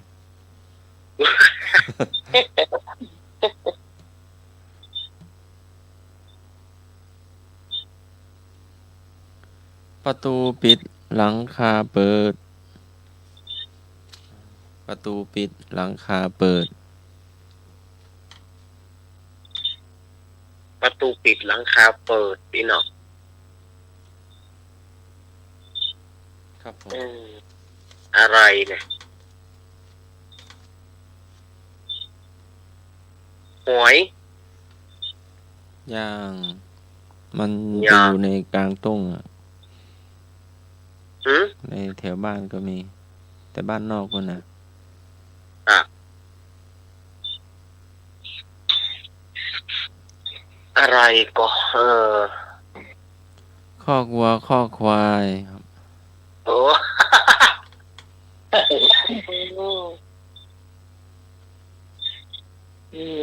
ไม่เดียวมันเดียวมีแล้วเนาะครอบครัวครอบครัวอ่ะ มีแล้วตอนพวกเอาไว้เพื่อล่างแล้วกันเนาะ เหม็นคิวอ่ะคิวควายตึงแฮะ ครับเพื่อล่างหรอไว้งัวดูกันมาเพื่อล่างอ่ะก็ไปมาคำถามสุดท้ายไอ้ใส่หมวกแดงวิ่งโซนกำแพงไปออกมาก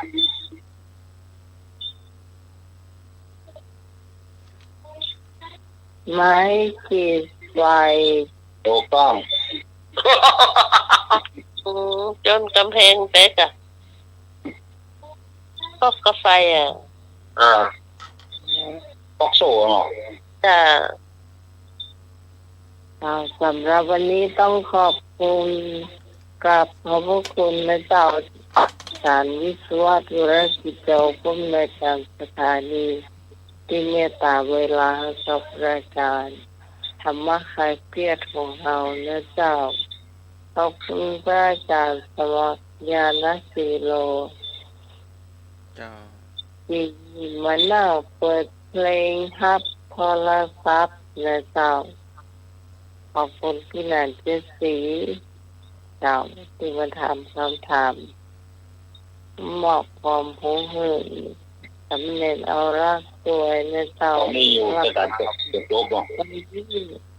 วันนี้เนี่ยได้ฟังนิทานวันนี้บรรลับนะเจ้านี่บรรลับนี่แม่จังรักเมตตาอยู่เพื่อนเด็กจบหัวเราะตัวเนาะเป็นคู่กันเนาะเลยตัวเมฆเจ้าครับผมพี่พรนัทนันมโนคำเจ้าจ้าขอบคุณพี่กรด้วยที่วันนี้บันทึกเสียงด้วยกันจะมีอยู่3 คนจะมีข้าเต้าการสมัครกับพี่กรก็จะเป็นไทย2เต้าอยู่คนเดียวเปลี่ยวต่างกาเพราะฉะนั้นเดี๋ยวอาจจะดีก็คือสมัครเล่นเขาแบบได้สูงเนาะได้3 อย่างเดียวอาจจะพลาดของเป็นผู้ฟังแล้วดีมันได้มันไม่ได้เหมือนการร้องเพลงนี่เรายังรู้ทำนองแล้วก็บอกโฆษณาบนหรอกบอกบนหรอกจากอันนี้มันเป็นสปอร์ตที่เราต้องจำยังขอให้เกษตรที่สำเร็จตัวกับบ่อยมากดีใจเป็นกับที่ได้เนี่ยก็เฮาเนาะนี่ตอนเย็นนี่ก็อาจารย์มาเทศคำเดียวเนี่ยอาจารย์ก็จริงเลยจ้ะตัดต่อให้ก็สำเร็จไปด้วยดีนะจ๊ะขอบคุณรอบหนึ่งสำหรับวันนี้ทีมงานทุกคนก็ต้องขอลาคุณผู้ฟังไปก่อนขอบคุณพระเจ้าพิสมัยสุริโยดอนเจ้าบุญรักษาเทวดาคุ้มครองพระรัตนตรัยปกป้องให้อยู่ดีมีสุขเหมือนขอพบกันใหม่เจ้า3 ทุ่มถึงเที่ยงคืนเสาร์อาทิตย์หน้าสำหรับวันนี้สวัสดีเจ้าเจ้าสันหังคิลังอักขะถาวะตังปะมุนเจ ควรเปล่งวาจาไพเราะที่มีประโยชน์ค่ำคืนนี้ก็ไหว้พระสวดมนต์แผ่เมตตาหลับเป็นสุขตื่นเป็นสุขขอการนมัสการและเจริญพร ขอให้ทุกท่านมีความสุขความเจริญเนอสถาญาติโยมนอนหลับดีฝันดีตื่นมาพบแต่สิ่งที่ดีตลอดคืนตลอดวันเนอขอเจริญพร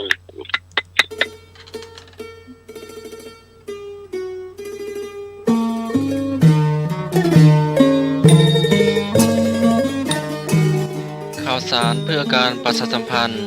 ขอเชิญร่วมงานบุญทอดท่าป่าสามัคคีประจำปี 2569 สร้างห้องน้ำใหม่ปลดทุกข์สร้างสุขบูรณะห้องน้ำที่ทรุดโทรมรวม 21 ห้อง สร้างสำนักงานห้องรับรองทอดถวายณวัดดอนตันตำบลเหมืองแก้วเมืองแม่ริมจังหวัดเชียงใหม่ตรงกับวันเสาร์ที่ 14 พฤศจิกายน พ.ศ. 2569 ช่วงเช้าเวลา 8:39 นาทีเป็นต้นไปแห่สมโภชองค์พระป่าช่วงเวลา 9:49 นาทีพระสงฆ์สวดเจริญพระพุทธมนต์พิธีทอดถวายพระป่าเวลา 11:30 นาที